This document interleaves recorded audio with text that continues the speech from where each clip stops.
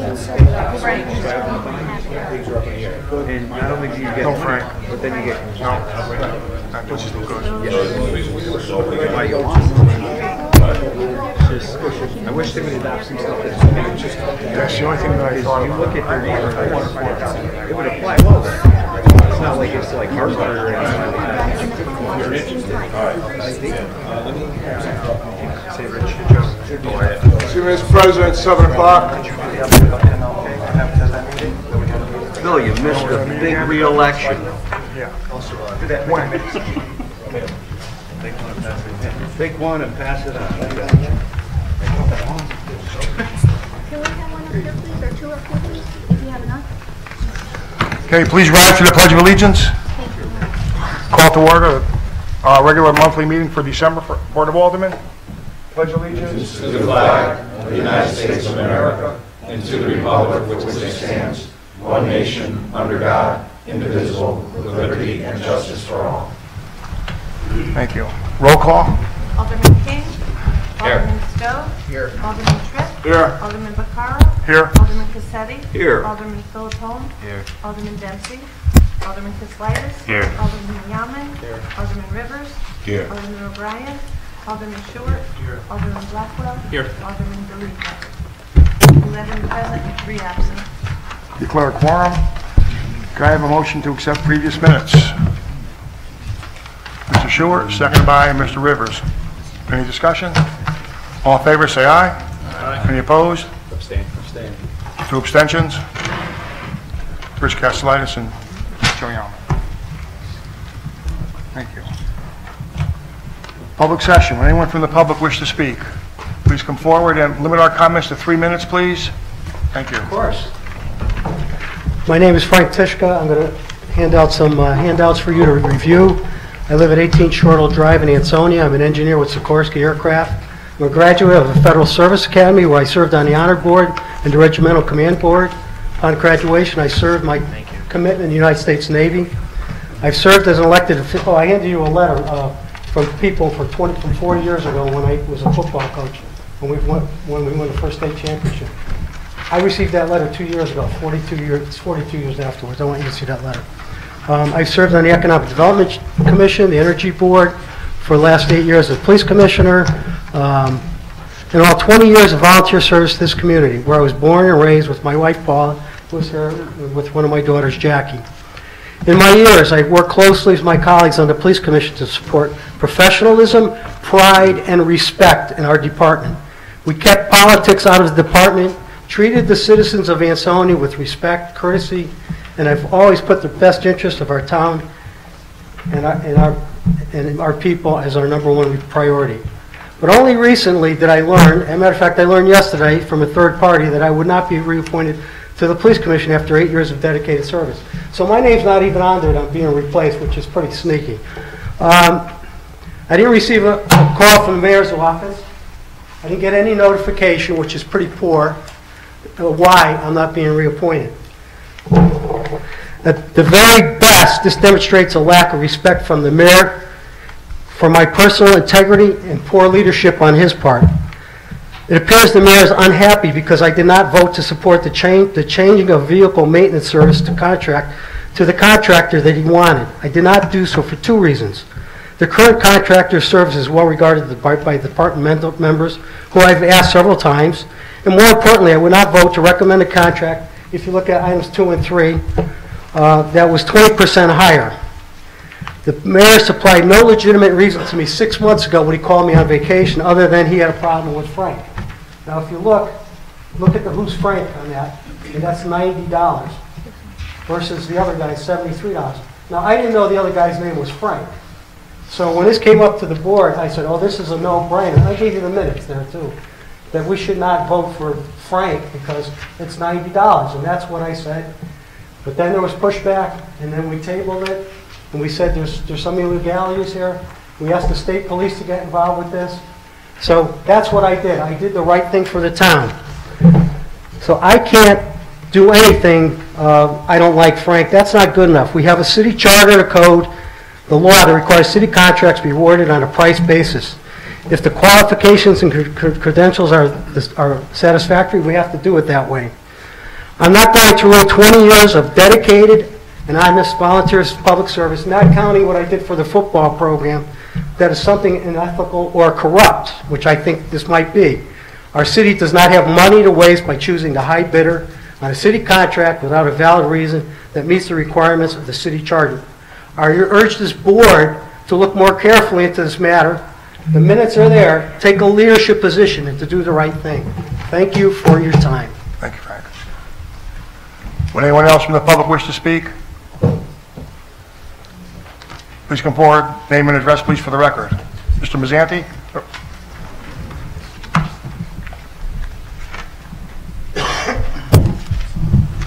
Edward Mazzanti, 21 Castellan. A year ago, I came in front of the board that there's an issue with there's a Chinese place down near General Muffler that the dumpster was up against the building. They took care of it, and today they put it back there because that was a fire issue and a safety issue. A year ago, I came in front of the board, they took care of it, and today it went back there. And what he just spoke, I feel that was wrong, the way he spoke about the garage. And one other thing, I'm looking for the board to go and change High Street to Howard Tenney Street. That's it. Thank you. You're welcome.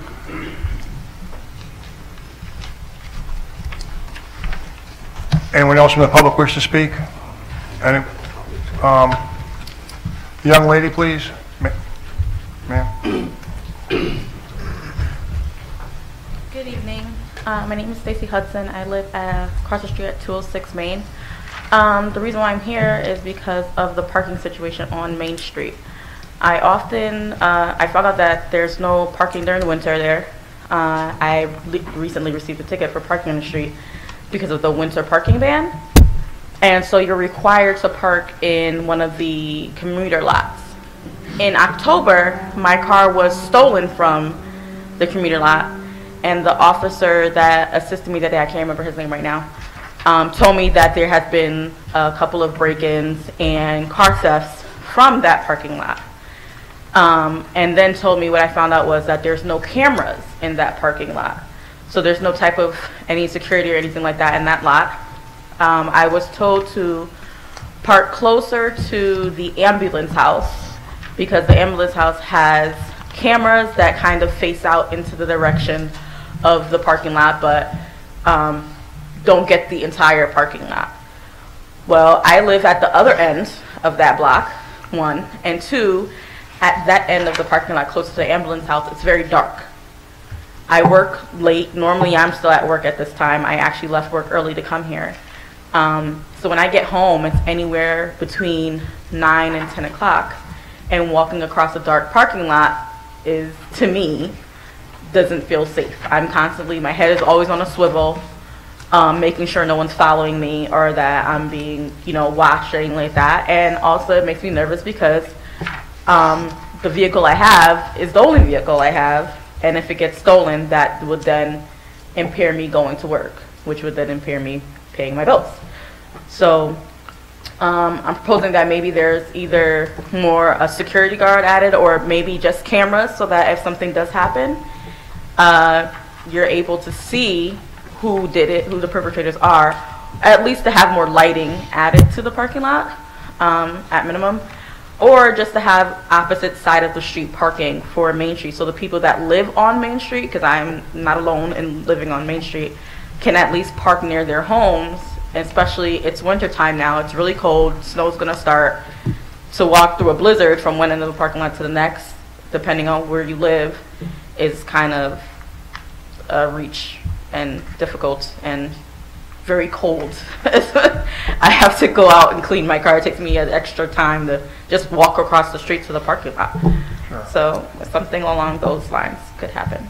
Thank you for your comments. Thank We'll you. look into it, okay? Thank you. Thank you. Mr. Heon, yes.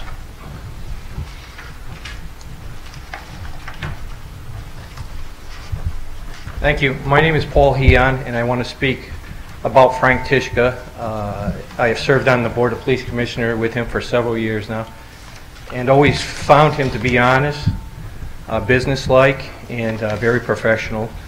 And I don't know exactly what happened or how it happened, whether his claim is valid or not, but I do support him and everything that he's done for the city. I think he is an asset. He brings a business sense to our board, which is needed because of his profession, and I've always, again, found him to be professional and a valued member of our police commission. So, thank you. Thank you. Would anyone else from the public wish to speak? Would anyone else from the public wish to speak? Seeing none, public session is closed. Thank you. Public official session. Mayor Cassetti, please. Yes.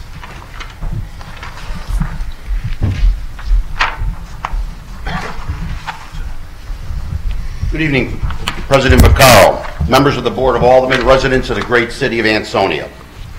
Let me begin by asking all of you to keep Alderman Frank DeLibero in your thoughts and prayers.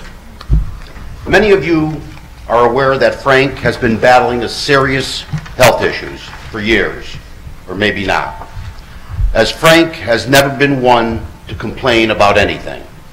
Instead, he has focused his time and energy in serving his community on the Board of Aldermen and supporting his loving family.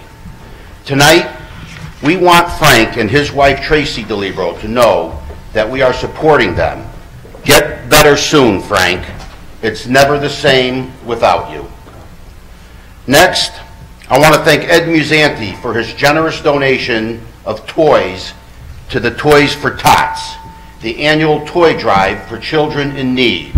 Ed generously filled up the large box in City Hall, and I encourage others to follow his example. This is an opportunity to make sure that no child in our community is without a gift this holiday season. Something that is so easy to take for granted. Please remember that our Toys for Tots box is located on the first floor of City Hall near the entrance of the town clerk's office. Now, here's a bright idea. We are holding a ribbon cutting to celebrate the official opening of Wakely Avenue this Saturday, December 15th at 5 p.m. near the intersection of Wakely and Franklin. Refreshments and food will generously be provided by Roma Pizza. We have to go up there. Don't worry about it getting dark early. Something tells me that the visibility won't be a problem, courtesy of the 120 newly installed 3,000 watt street lights. This $5.5 million grant-funded street project has brought new life to an historic section of our city, and every resident should be proud about what this board has accomplished. And for those Wakely Avenue residents that are having some difficulty adapting to the slightly brighter lighting, please contact my office at City Hall, and I will talk with the UI to install shades over the lamps facing the property. I want to also make you aware that Rich DiCarlo and the Valley Arts Council officially opened their doors today at their grand opening on Main Street. Please stop in if you haven't already seen the beautiful gallery and displays of local artists. We are lucky to have this group in our city, and I look forward to great things to come from them. Now, it's been a wonderful and productive year for our city. I want you to all have a healthy, happy, and safe Christmas and New Year. Thank you, God bless you all, and God bless the great city of Ansonia.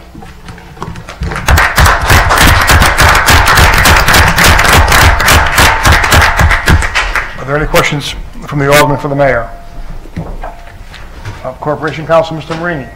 Mr. President, members of the board, just a couple brief items. Number one, you'll see on your agenda a designation of a subcommittee for the senior center. On the Derby side, they've picked a 5-member committee to start talking about how we start to transition and look at proposals for a regional Ansonia Derby senior center that could potentially be housed at the Barker building. We would like to move forward with a subcommittee of our own that will first do our independent research and looking at the issue, and then potentially move into the phase of working alongside Derby. We would need 3 members of the Board of Aldermen to do this, and the idea is to utilize Diane Stroman, who is the senior chair, and also Jeff Capola, who's the acting director, as the other 2 members and staff advisors. That way we have a 5-member committee to match Derby's 5-member committee. So again, we're looking later on for 3 members of this board that would have an interest in researching, looking at these issues, and making important recommendations back to the full board.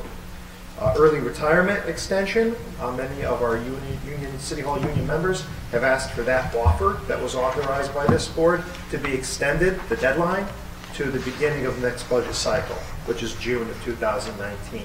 And certainly I could recommend that. And finally, we had, I think, a productive meeting, ordinance meeting, talking about parking fees, and I'll defer that update to the aldermen who are on the committee, and also exploration of a leash law. And we did get some input back from some of the residents. It seems that the major concern is the idea of making sure that animals are under the control of their owners. And there is an existing state law that makes it necessary for owners to be responsible for the animals and not let them roam out of their control. The question really being talked about by some of the residents is how to do so when a dog is not on a leash. And that could be something that the board explores further, discusses further, but just looking out, of course, for the safety of the residents there. That's my update, and feel free to answer any questions. Ask any questions. Any questions of Mr. Marini? Thank you, John. Economic Development Director Sheila O'Malley. Thank you, Mr. President. Congratulations. Thank you, members of the board. I have a little bit of an announcement to make. You know, when I came here about 5.5 years ago, the mayor said, we've got to fix Wakely Avenue. It's our gateway. It's an important road. You've got to find money to fix Wakely Avenue, and that's completed, and I think it looks beautiful. But the mayor has also said to me, you need to help the people in the lower wards with the sidewalk, the conditions of the sidewalks, especially in the lower wards, and to focus our time and effort on trying to improve those communities in the lower wards and try to improve some of those sidewalks, curbing, etc. So, and it's not an announcement, but I just want to tell you that that's where I'm focusing some efforts on securing some grant funds. In addition to that, our small cities has been used, we've been very successful, and we've gotten $400,000 grants every other year for rehab of low to moderate income homes or dwellings. And that's been a successful program, and we've helped a lot of residents in the city, but I think we're going to change it up and try to do some sidewalk improvements with that funding if we are successful. I think that's the direction we'll go in addition to getting some other, trying to secure some other state and federal funds for those sidewalks. So I just wanted to point that out to you. Pending grants, we have a couple of brownfields grants that are pending. Hopefully, one that we haven't written yet, but will be to the federal government, EPA, a larger grant for Ansonia copper and brass remediation efforts. So we had another walkthrough with DEP and EPA this week. Last week, sorry, excuse me, Friday, and we just went over everything that's left on that site and everything that needs to be addressed, and we have a good sense of what we're going to do next. Next steps are subsurface contamination testing. I think that's it for me. Any questions? Guess not. Thank you, Sheila. Thanks. Mr. Bashira, and your title tonight is? Thank you. Retired, semi-retired. Thank you. I'd like to first thank the mayor and all the staff. I have a nice little going away party and a lot of well wishes from a lot of people. So I'd like to thank everybody. Different chapter, kind of weird, but we're moving forward into a kind of a part-time basis here. Audit, we're still working on audit, trying to finalize that for this year. It's becoming, going to be very close to the end of the year if we make the deadlines. Hopeful that we will, but we continue to work on that. Budget requests for next year have been submitted to the departments. We'll be looking to collect those by the end of the month and start working on next year's budget and see where we land with that. And really, other than that, that's transitioning to a part-time phase here. So other than that, that's where we are. Thank you, Rich. You know, the mayor made a comment that everybody's expendable, but you weren't expendable. You're not expendable. And let me finish it. And he said that anybody can be replaced, but he said you're going to be very hard to replace. I thank you for the words. Thank you. Thank you, I Rich. appreciate those kind words. Just as an aside, we may have something come up under technology committee that we may need to discuss further. Okay. Thank you. Thank you, everybody. Chief Hale. President, Good evening. members of the board. Very quickly, as you know, you've already heard winter parking is in effect. We are on the even side of the streets. Like everything else, there are exceptions. The rules are going to be on the website. In terms of, I can't address the question on Main Street. It does create a bit of an issue for residents on Main Street. We understand that. However, it is difficult to spot regulate that. It's either got to be all on or all off. And Main Street's an exception because it is a main state road, is our Main Street. And so the state trucks are coming through there pretty regularly during the storm, especially overnight. And so it's difficult to kind of turn that off and on, to allow people to park when it's not snowing. You get that question all the time. Why, it's not snowing out. It's 50 degrees out. Why are we? Because we want people to make sure, people to be trained, I guess, for lack of a better word, to be used to parking where we're supposed to, not where parking where we're not supposed to. So it's very difficult to turn that off and on. So we will look into the issues of the lighting in the West Main Street lot to see if that's sufficient. Talk to Chief Heon about that as well, see what you guys do the best to see if we can improve that somehow, make that safer, especially at night. Briefly, we, like most every other community in the state, seeing a terrific uptick in juvenile crimes. In case you're not aware of this, the legislature over the past decade has really eaten away at the laws regarding juveniles, and it's become, in essence, there's nothing there, no teeth. Judges, juvenile court judges have nothing to enforce or no teeth. So what we're seeing now is, again, here and many other communities, juveniles, not all of them, but some that are taking this to a whole new level. Knowing that there are no repercussions, there's no accountability, they're engaging in, they're stealing cars, they're engaging police officers in high-speed pursuits. We've seen it from Bridgeport to Stanford up to Waterbury, and we have a group here that we're dealing with. It's very frustrating, beyond frustrating. We've arrested one juvenile 20 times and continues to walk the street. There's nothing that anybody can do because the laws allow it. So that has to change at the state level. I've had some conversations already with some legislators to see if we can't move on that. Juveniles as a whole have a certain degree of protections that adults don't have, and they should, because they're still growing their mind, their maturity and all that. But where it is now is ridiculous.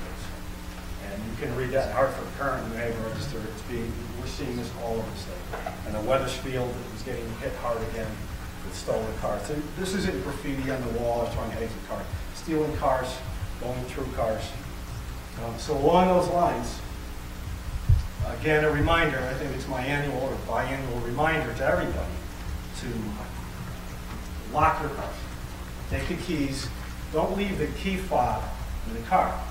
All right, so what's happening is you can leave the key fob in the car on a cold day, start your car with your phone, and go out there and just hop in and not have to shut it off and you can just go.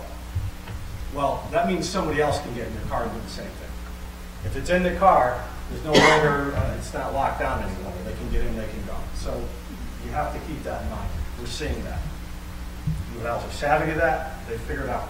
It's electronics. They know it better than we do, to be honest about it. So lock the cars. Don't leave anything valuable in the car. Take your keys in. Take the key fobs in. Make it as safe as you can. We're doing the best we can with the laws that we have. We're doing all that we can. Once it gets to juvenile court, we have no control over that. So finally, you've heard from the two police commissioners tonight. Regardless, Commissioner Tiska, how this works out, you've done a great job for 8 years. I appreciate the support and working with you. So, that being said, I'll take any questions.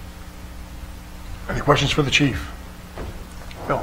Is it Yes, thank you. Chief, just for the folks at home watching on videotape, so I caught up with last month's meeting. So you're parking on the even side of the street, do not park on the other side of the street. Correct, and that's going to be for the most of the city, even side of the street. There are some streets that are exceptions. North State, streets like Union Street, some others have no parking at all, some of the really narrow, small streets. Main Street is no overnight parking. But yes, so the rule is, whatever year is, that's the December, that's where you park. So 2018, even side through March 30th. Thank you. Any other questions for the chief? Thank you. Mr. DeLacio, Director of Public Works.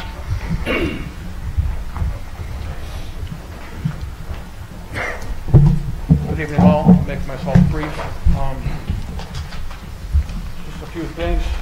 Update on what Public Works has been doing this week, this month.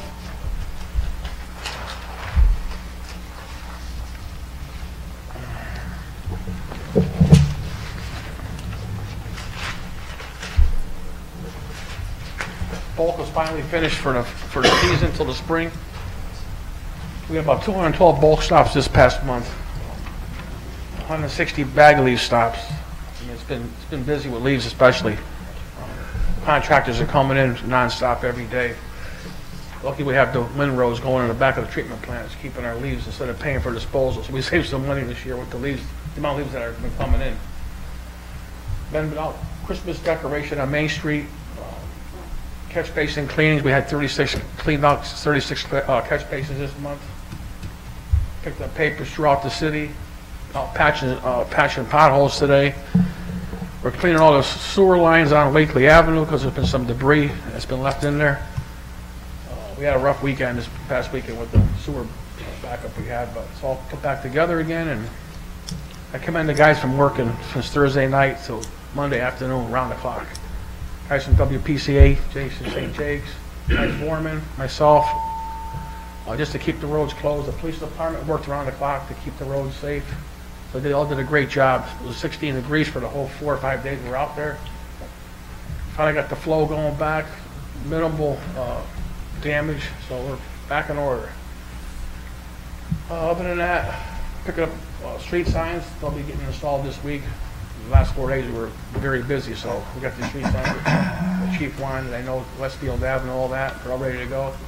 So if we get stuck on that this week, we'll get moving on it. Hopefully by next week they'll be put together. And that's just about it. And one more packet I sent out, the loader that we're going to purchase. I need the Aldermen to say yes or no on the purchase. We transferred the funds are there. The machine's waiting. I just need a purchase order to pick it up. That's why I sent you guys all the copy of the machine.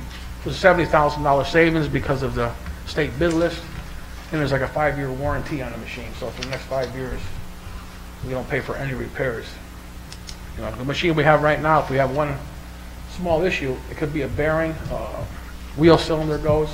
It could be $50,000, $60,000 for a machine that size. So for 158, we're good for 5 years, bumper to bumper, and try to get 10, 12 years out of it.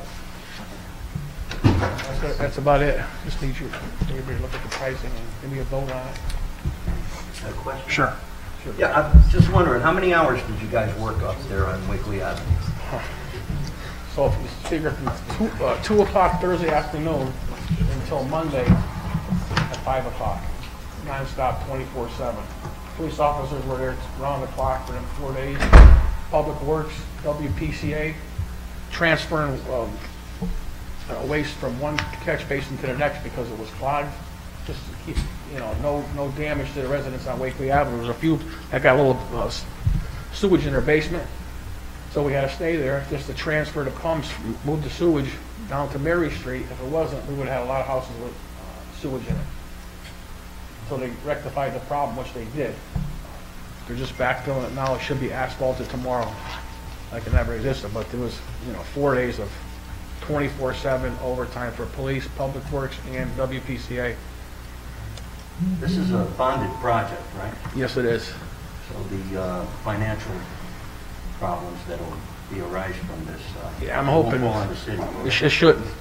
I mean, from what I could see, it was our contractor that let debris go down into the, into the storm drains and into the sewer lines, and they weren't as neat as they should have been. But that's what backed up our lines. We pulled rock, we pulled asphalt, we pulled brick, all inside the line. We tried jetting it out, clearing it. We had Derby come in with us, our pump truck.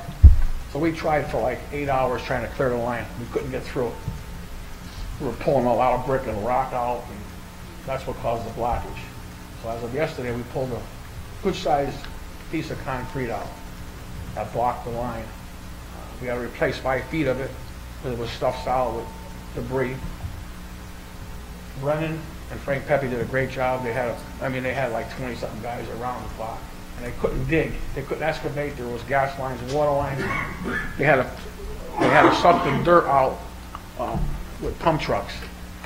So they're digging and pumping out by hand down 18 feet.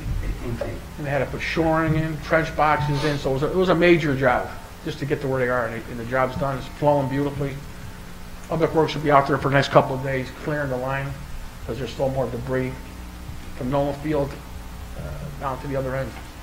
Because it happened where it did, is there a possibility that it could happen someplace else up on Lakeland? If we didn't go out there with the Vector and start sucking out the lines, it would have. We've been pulling a lot of debris out the last few days. The lines had a lot of debris in it, and if we didn't go out there and catch it, it would have followed its way down to another intersection and clog up again. What is it, the pipe breaks and everything collapses? It doesn't break, it gets blocked up with stone. The stone won't move, the bricks won't move, and then you get the rags and everything else that's in there, so you get a stone in front of it, then it starts getting compacted with, everybody's using these throwaway napkins out there, not throwaway, it's supposed to be disposed of in the rubbish, not flushable. Not flushable. And we sent letters out with the tax bills. People are aware of it. I think we're due for another mail in this coming year. Remind people that you can't be flushing that down. Yeah. But we're back up and running, so. Mr. DeLassio. Yes. I'm sorry. Go ahead, Rich. Mike, thank you, and thank you for getting on the signs. I know you guys are busy. When you get a chance, my street, Cedar Street, over the past week, there's like 50 to 60 cracks all the way across the road. So I wonder if you could take a look at it and maybe figure out why it's cracking so bad. Okay.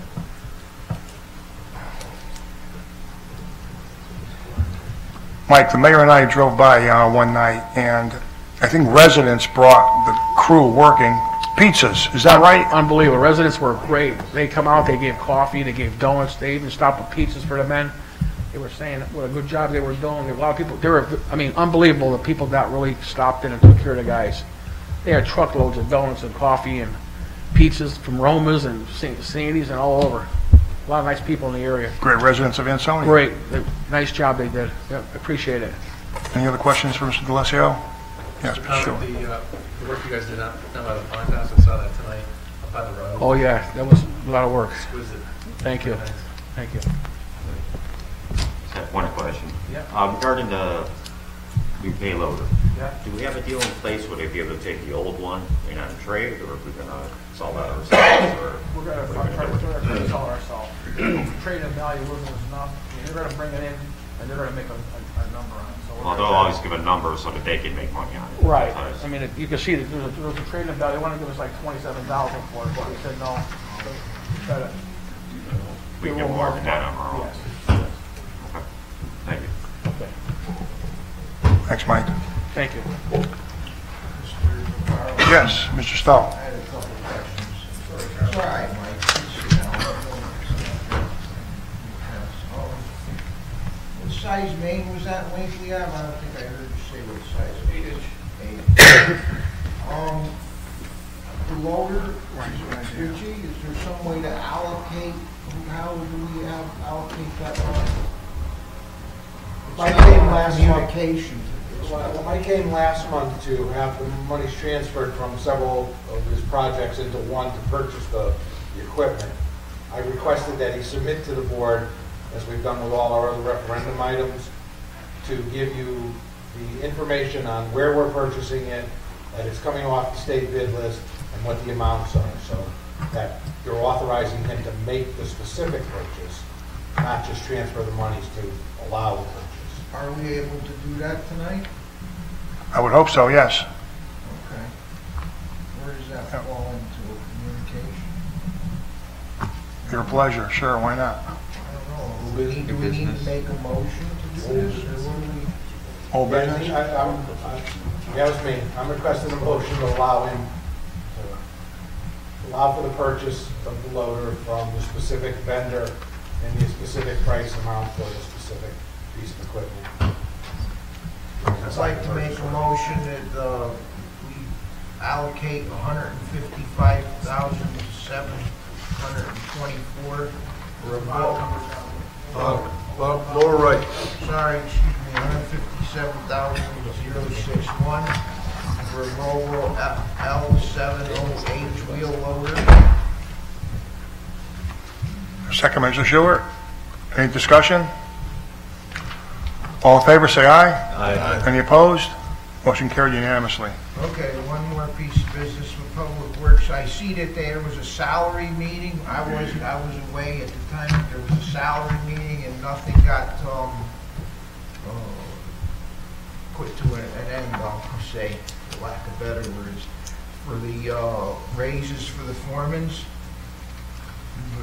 Is there something going on with that? Who's in charge of salary? That's still under negotiation. Who's the chairman? What's going on? Could you please tell me what's going on? So we entered into negotiations with Foreman and get back from that. So that's still ongoing. Most of that's confidential stuff.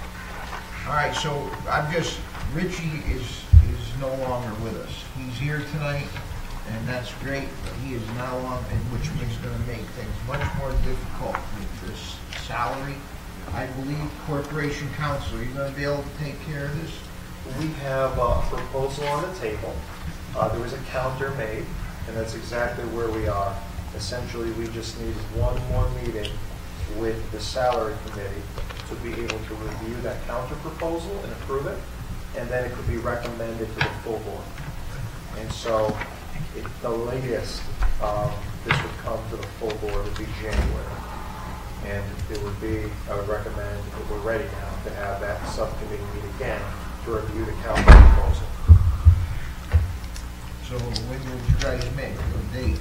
The next Public Works meeting is the beginning of January. I'm just anticipating. Do you think that by that time this will be resolved? Is there any possibility that this can be resolved? You can even pick a date tonight for that subcommittee meeting to give some, surety that you know when it's going to be talked about next. Thank you very much. Mr. Philippone, you want to pick a date for the salary committee meeting? Yeah.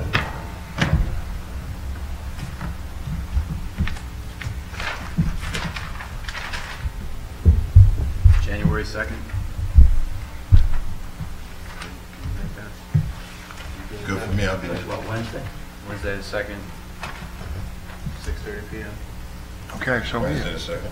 Wednesday, January 2nd at 6:30, salary committee. Thank you. Okay.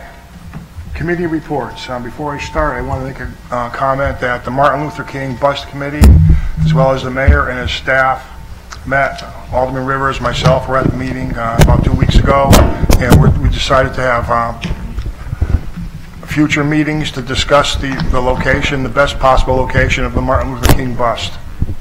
So we're going to schedule some more meetings on that, possibly with Mr. Bernardi, I believe, from the American Legion.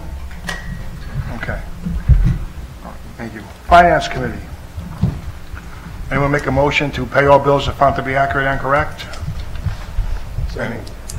Mr. Yalman, second by Mr. Castellitis. All in favor, say aye. Aye. Any opposed? Public Works Committee, Mr. D'Alessio covered that. Arms Committee, Mr. Blackwell. Yes, sir. For the month of November, I believe, Arms responded to 281 calls for service. Griffin Hospital received a majority of the patients at 165 transports, and the total revenue for the month was $64,258.26. Thank you.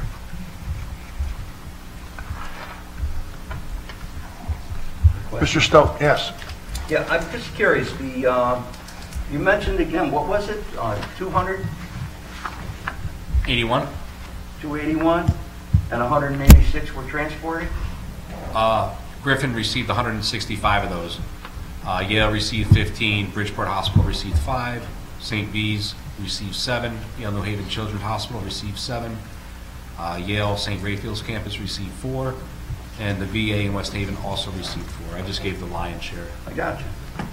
Right, I'm just curious about the total volume for the year on 9/11 calls. How many do we actually get? And if they're transports, are they like 911, like people that call 911? Right. How many of those are transported? Requests or standbys or canceled? Well, canceled. I have canceled on scene last month alone was 9. 9. Is there a billing process that takes place even though there's a cancellation? I don't believe so. In order to get payment, to receive payment, there has to be a transport. And I believe Chief, correct me if I'm wrong. You're correct. The only exception to that would be a person who is deceased. How about for the R5, the paramedic providers? Do they get? I'll have to transfer you to him. Yeah. Could you explain that, what the R5 paramedic coverage is? What is that? The paramedic coverage? Yeah. It's not through ARMS, that's through Valley Emergency Medical Service. So we have no paramedics in ARMS? Correct. The Valley itself, all 5 municipalities are under what's called a primary service agreement, PSA. That is through Valley Emergency Medical Service, and what VEMS does is provides fly car paramedics to intercept with the various ambulance services only when advanced life support is required. Do you know what their rate, what they rate, how much they charge? It's just like ours is regulated by the state of Connecticut Department of Public Health. Dollar-wise, do you have a dollar amount that you know? It varies call to call. It varies on the level of care. It also varies for us on mileage. How about if it's canceled? Do they still bill? If what is canceled? If a call is canceled? If a call is canceled, no, they do not. After they evaluate? That's different. An evaluation and a downgrade is a billable response. All right. If you can, I'd like to know the total for the year, though. If you have of the 9/11 calls, how many? Every call that we receive is a 911 emergency call. All right. But from January to December? We're at 3,155, I think. All right, that's close enough, sure. All right. Good. I watch everything, trust me. All right. We will surpass last year's numbers. It's better than last year? We will surpass last year's. I don't know if more medical emergencies is necessarily better. In your business, it probably is. Well, I don't wish. Mr. Stowe, WPCA committee, anything to report tonight? Well, one thing to report is we're investigating some of our late payers that are industrial property. I think we're going to be looking more into that. And I wasn't here last month, and I don't know if it was told, but the Lock Street and what was that, Prospect that had the sewer break? WPCA decided to help out with pitching in $25,000 towards that repair, which I know is appreciated. Other than that, everything's going along. Thank you, Mr. Stowe. Any questions? No. Mr. Schuer, Fire Committee? According to the Fire Marshal's report, for the month of November, the department responded to 47 total calls, highlighted by 11 motor vehicle assists, 3 CO investigations, 4 total structure fires of varying nature, 3 natural propane gas leaks, 3 hazmat incidents, 5 water leaks, and 7 system faults. And then I have one announcement. I bunged up the Halloween announcement a couple months ago by not being able to read my own writing, so I wrote this very clearly. This is right off of the website. Popcorn Ball Sunday will be 12:23. Santa will start his journey with the members on the hilltop at 9 a.m. It'll be throughout the town. 9 a.m.? Starting at 9 a.m., but it'll be throughout the day. And that is accurate, 12:23. Popcorn Ball Sunday. That's it. Thank you, Mr. Short. Mr. Yama, anything to report on the ordinance committee tonight? Yeah, briefly, just to update as Corporation Council, we had a meeting, we discussed a couple of different items, including there were some resident concerns over dogs and whether or not there was a leash ordinance. As Corporation Council alluded, there is a state statute for roaming dogs. We discussing that there, we thought that was sufficient to address any of those concerns. Secondarily, we also discussed parking ordinance in the Griffin hospital area. We decided on sort of a geographic range. We're working out the details, and I think Corporation Council is working on some draft language for us. So I'll be again next month and make some progress on it. Thank you, Mr. Yama. Any questions for Mr. Yama? Okay, Housing Committee, Mr. Cassetti. All right, Federal Housing, we have report of the Executive Director on December 3rd at a meeting. The Housing Authority is nearing completion of installing cameras at the Monsignor Hayes complex at 70 Woodlawn. I put in a complaint that there was some drug activity that was taking place in back of the complex that was reaching out to the street next on the opposite side. So they installed some cameras, and they're almost completed with it. The appraisals are in for the scattered site properties and are being reviewed by HUD. Ansonia Housing Authority had a meeting with the U.S. Department of Housing and Urban Development offices of fair housing towards resolution of the voluntary compliance agreement. That's something really technical that I won't even go into. The Thanksgiving luncheon they had was on the 15th of November and was a success.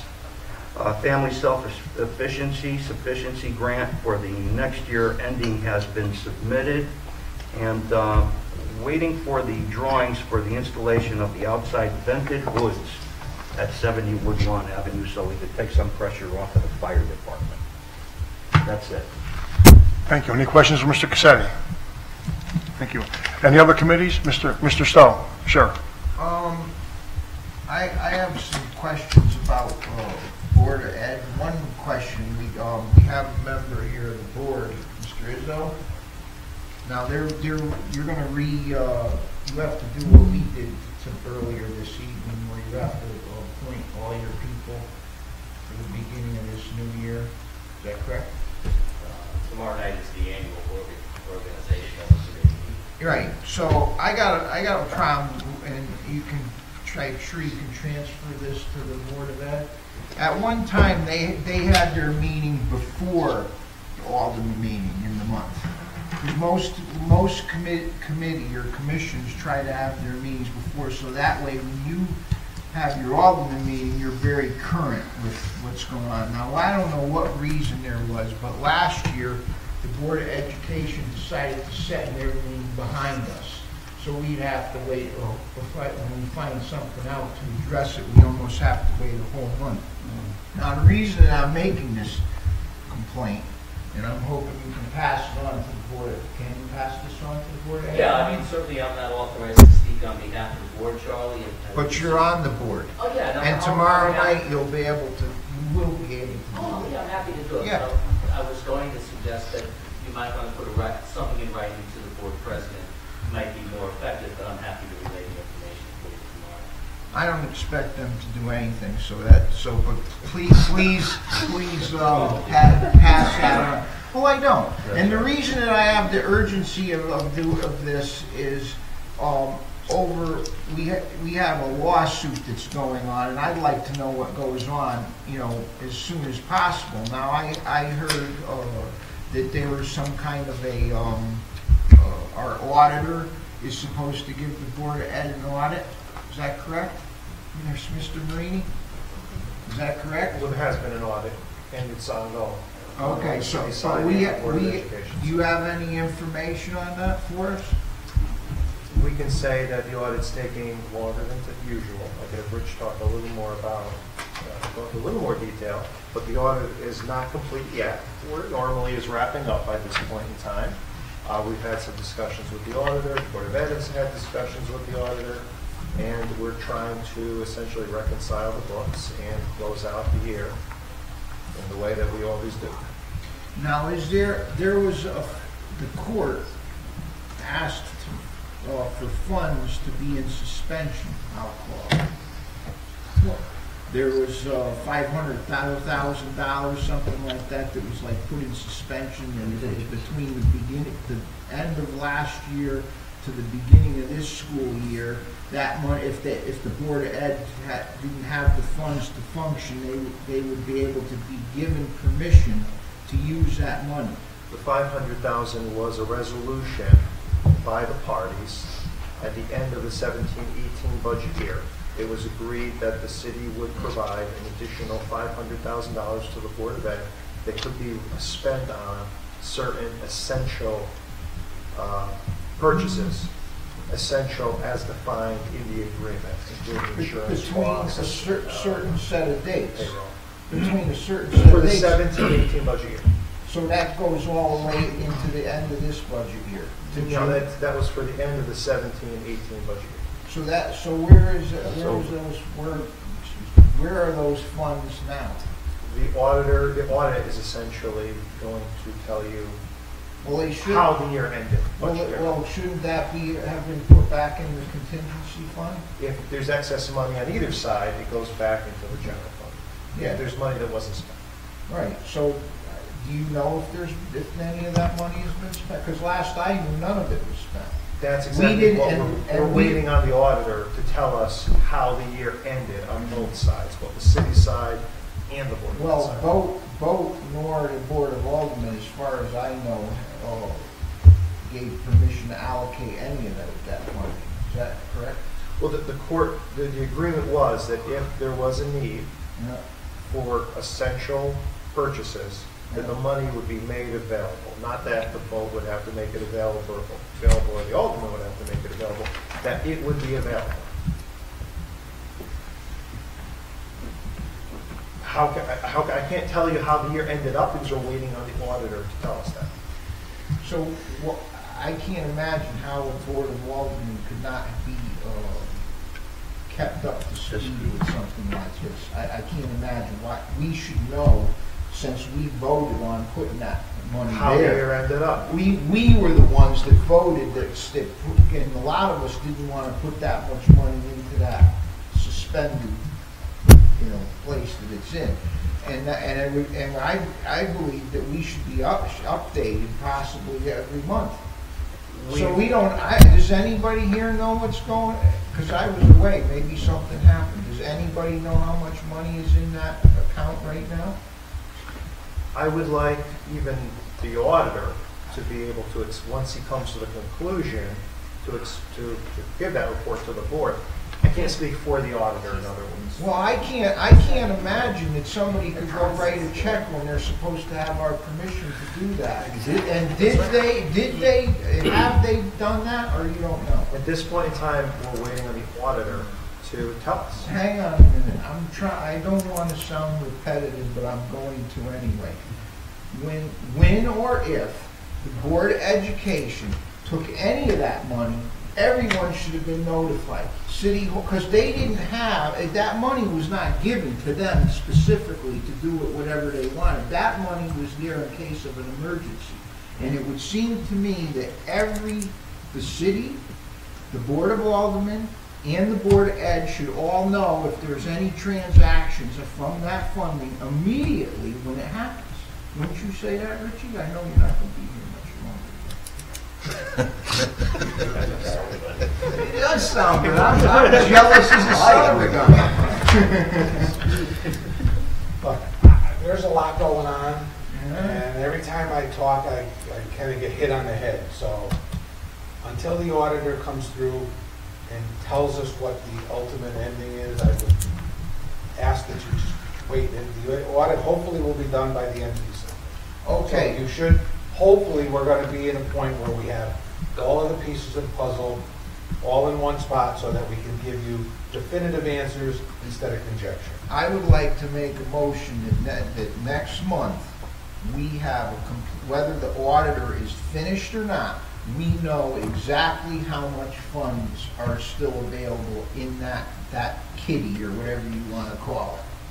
I want to know. I mean, we should know that. We should know that every month.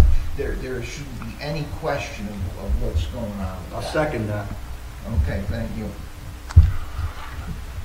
Mr. Blackwell. I'm just a little confused there. Is the money being held, like Charlie said, what was the term you used? Is it being held like in suspense, or are they? The money's not held in any escrow account or any special account. It simply is the agreement that the city would make the 500 available if needed for certain expenses. Now, certainly purchases were made. Oh, okay. But the question, of course, the questions an auditor has to look at are, what were those purchases?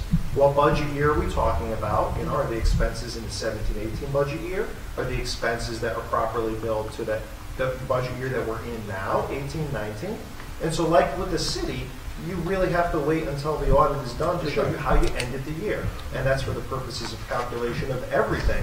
Did the budget end in a balanced manner? How much was left to go back to the reserve, if any? All those questions are normally hashed out in the audit. The audit process, we can tell you, is taking longer than usual. We know, and certainly it's been no secret, that there's been a serious difficulty reconciling our budget with the budget that the Board of Ed has. But like to Rich's point, we want to speak on the facts. And we have an audit that's going to wind down by the end of the month. Yes, it is taking longer than expected, but I think it's important to speak from the facts and not from conjecture. So rather than tell you our conversations with the auditor, where we think it might be, I think we should let the auditor speak for himself. Even if the audit isn't entirely ready, we could certainly ask that he give a preliminary update and tell you what he does know. That way you're getting it straight from the actual auditor rather than, saying. Yeah, I was just confused whether it was being held in like an account There's no until special, after the audit was done and then paid, account. or if it's being paid. It needs to be kept track of, but no, it's physically not in a special holding account. So this board created an additional account that we put into both line items for the $500,000 to be expended from. Right, but I didn't know, like I said, I didn't know while this audit was going on, if that money was there in full until the audit was done, and then the expenses would be paid out of that kitty, and/or are they being paid as they go Everything's along? been paid. Okay, that's my question. For the last year that we're paying it. Understood. So there's not $5,000. It's just a matter of the accounting. Well,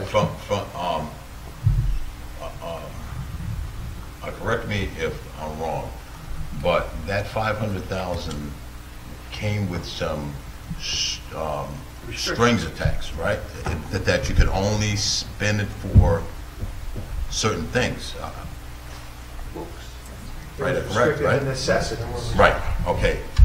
Last I heard, that had never been touched. There were expenditures after June 30th that did affect that line item. Specifically, I believe vouchers 90 and 93, which I believe were referenced in the 10-4B ruling that amounted to about $385,000. In discussion with business manager for the Board of Ed, when she gave me an accounting, I think it was $411,000 is what I currently have charged against that specific line item. But there are a number of other questions that are still out there that the auditor is reviewing. And again, until we get the final numbers, it's kind of a moving target at this point. Okay, so we have a motion on the floor. Can we read the motion back, please? Move that next month, whether the auditor is finished or not, we know exactly how much funds are available in that account. It changes kitty to account. Are we going to be able to get that information from the Board of Ed if we pass a motion? It's from the auditor. From the auditor? Okay, so. We're still on discussion, Mr. Chairman? Absolutely. Is there discussion? Yes, discussion. Mr. Tripp. Through the President Board of Aldermen, I have a question for Corporation Counsel, Mr. Marini. For the layman in this audience here in this chamber, could you please explain to everyone here what a 10-4B ruling is? That's in reference to the complaint that was made against the city for the reduction of the $600,000 from the Board of Ed budget. Thank you, sir. So, and there's a judge involved with this whose name escapes me? That has nothing to do with the legal action in the Superior Court. Okay. So that's simply a complaint that's made to the State Board of Education. Right. All right. So this 10-4B ruling came down from whom? That comes from the state. Actually, there's no ruling from the State Board of Education at this time. There's a recommendation from the commissioner. And so essentially the way it works is that the commissioner takes a look at the complaint, refers it to their staff, and in this case the commission staff decided to recommend dismissal of one of the allegations and decided to recommend proceeding to a further investigation on the other. The recommendation to proceed was based on the issue that we know is in contention, the reduction of the $600,000. The dismissed allegation is the allegation that there was any additional question as to whether or not the city met MVR prior to this current budget year. Because if you remember that the Board of Ed tried to allege that your Valentine's Day resolution sharing a larger portion of the grant in return for the exchange of expenses, the Board of Ed alleged that that in itself created an extra obligation for you to pay an additional $600,000. That would make you responsible for an additional $600,000 all the way back to the 16-17 budget year, basically enlarging the scope of their claim. The commissioner, council, and staff recommended dismissal of that count, limiting it only to what we know to be the issue, which is the $600,000 and the issue of law that we know has been in dispute. So now the State Board of Ed will conduct a further inquiry. They're going to be talking to both sides, and eventually they will make a ruling from their side, and that's all under that 10-4B.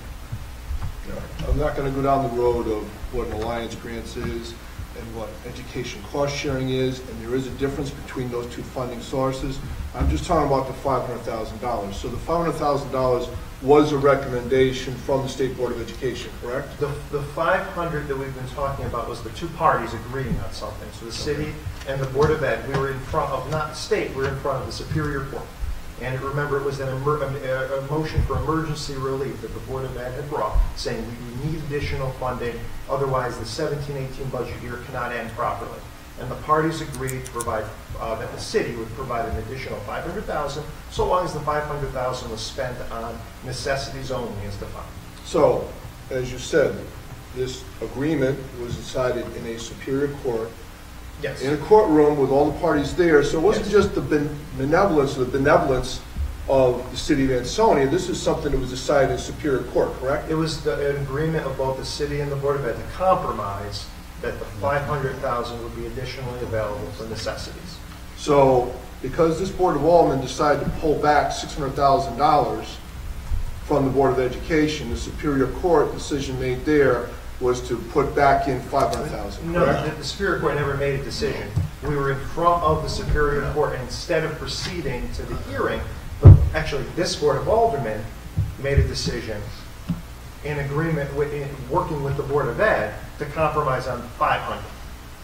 So it wasn't a ruling. The Superior Court has never ruled on this case. Why did we even start to talk about $500,000? Why did we say on that? Was there a suggestion from somebody? Like the Superior Court? The attorney. No, the attorneys had talked amongst themselves and agreed on $500,000 being a number that would work. And they basically said, what the judge asked for is, the judge he says, look, can you parties work it out? Can you talk amongst yourselves and work out something? And essentially the attorneys talked and said, we think $500,000 would work. Our counsel came back to this board because they had to convince you that they can get authorization for that. And you did. And so the compromise was able to work. Thank you. And that was June 11th. That was in June.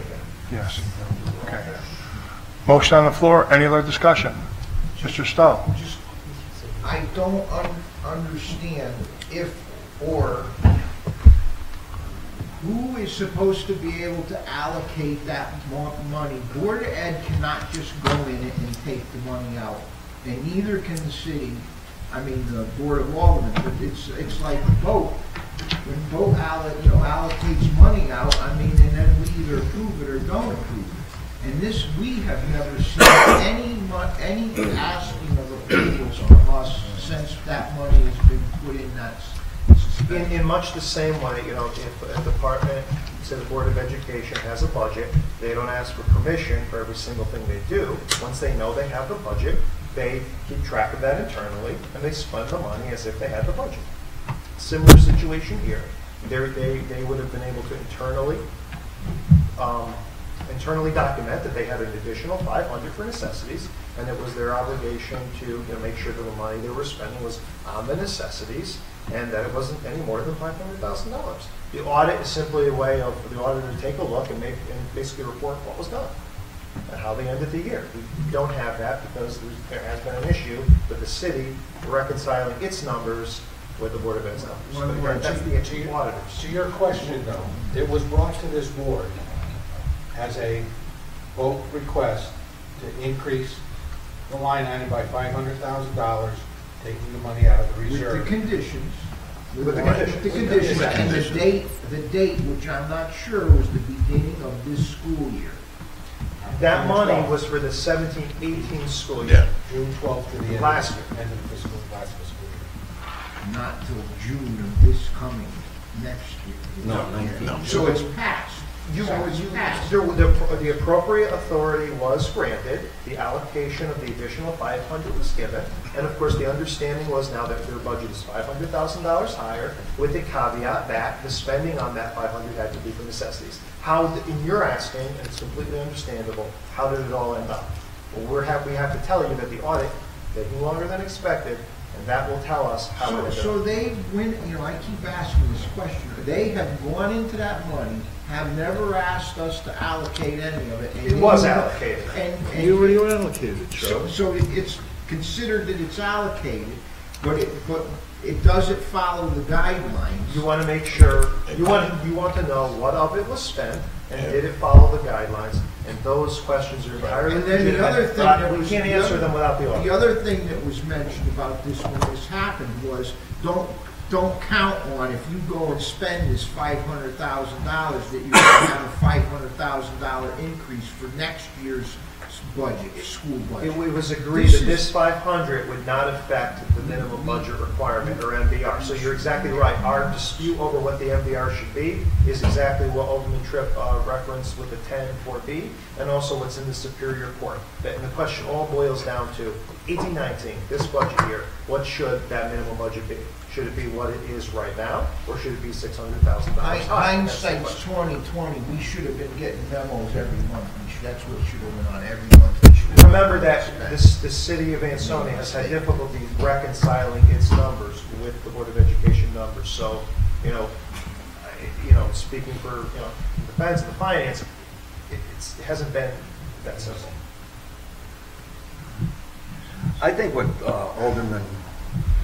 Alderman Charles down there is trying to get at is an oversight. He's looking for oversight. We want an oversight. I hear that we're on life support with all our boards and all our companies that are doing work for us, and Board of Education. And now that Richie's leaving, I'm worried that oversight and pre-approval should come into full blossom here, because as you mentioned, you're worried about it. I'm worried about it. I think we need to improve our essential oversight and pre-approvals.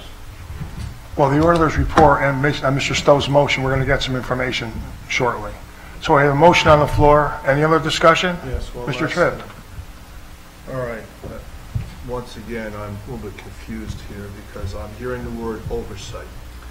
The only oversight that this Board of Aldermen has on the financial end of the Board of Education is when you set the amount of money that the city is going to provide to the Board of Education. That's the only financial oversight you have, okay? You don't have day-to-day oversight. That's the folks over there by the middle school. You do not have any financial oversight except for when you set that budget. That's it. You don't get to dictate what dollar goes where or what bushel of money goes where. One gross amount, and that's it. That's good with the Board of Education, but there are other facets of this city that require oversight. That's under the mayor. I think that he's talking Reason I about, really I worry think about that it. he's talking about the 500,000. Correct. That's it. Because it was, Yeah. because it was restrictions on that. That's it. It was Right. only supposed to be spent for certain things. Right, and we want to know where it was spent. And from what I understand, you said vouchers 90 and 93 have exhausted 385,000? 411, sorry. 411, There's a lot of sorry. adjustments, and so 411 is what I ultimately. All right, well, those were things that probably Charlie wanted to see brought up and probably run by us so that we would know where it's going and when it's going to be leaving. I would just want to put in, it's essential that we wait for the audit to see how it shakes out, but in terms of keeping track of city numbers in general and the Board of Ed specifically, to make sure, because it's no issue to reconcile departments with the city budget. That's something Rich and the Finance Department do extraordinarily well. But to reconcile with the Board of Ed that is not treated by law in the same way as the city budget is difficult, and Rich has spent countless hours doing just that. You know, to working with Rich, we know he spent hundreds of hours and has been probably spent many sleepless nights trying to make sure on behalf of both the city and the Board of Ed that the numbers match and that we do know what's happening. But Alderman Tripp is correct. The way that the Board of Ed is treated by law is not the same way that a normal department is treated. And so there are barriers to transparency. But we're not exactly really how that's happening. looking at the overall budget. We're looking at the 500,000 Exactly. that were restricted on bus, teachers, Exactly. and if they're spending it on other things other than that. Well, you need to know. Right. And that's why we're waiting. That's a big part of what we want to learn from the audit. And unfortunately, I know it's frustrating. It's frustrating for us too. We have to wait until the audit's complete. We can't give you any answers until this. Or until the auditor's ready to share that part of the report. But your questions clearly need answers, and we hear it loud and clear. The board is asking for those answers. Understood. Okay, shall we vote it? Have something to say. Ms. O'Malley? There are 2 points to make. One, the auditor did say he will address this board and answer any questions that you have. Once he has the facts, the black and white, the numbers, wants to be confident in the numbers, and he will address the board. But to Charlie's point, and he's bringing up a valid point, this board has a right to know, and the taxpayers and the residents of Ansonia have a right to know why the budget isn't reconciling with the cities and why you don't have information promptly. This board has a right to ask questions, and don't let anyone tell you you don't. Thanks. Thank you. Anything else? All in favor? Mr. One Tripp? last thing. Maybe if the Board of Education office didn't have to deal with incessant requests from this mayor's office in this city hall, constant city requests coming from city hall that they had to constantly deal with, asking for minutia questions so they would be spinning their wheels, maybe they can get their budgeting and their auditing done in a more timely fashion. But the number of requests coming from this city hall towards that Board of Education is ridiculous. And I've got the people in the Board of Education who will back that statement up. I'm done. Mr. King? I need to address that comment. In my experience, 5 years as chairman of both, because always my experience when we asked the Board of Education anything, I never got the answer. So going to, we shouldn't have asked it, us asking where they're spending the taxpayer money is somehow bothering them or getting in their way of them doing their job. They have a business manager, they have a superintendent, assistant superintendent, a grant writer. They've called in special people. They have hired more legal expertise. They had a marketing firm. They can do all this. Answer the questions where the money is spent. They have actually straight up refused over the years both requests to answer simple questions. They told our comptroller, we don't have to tell you.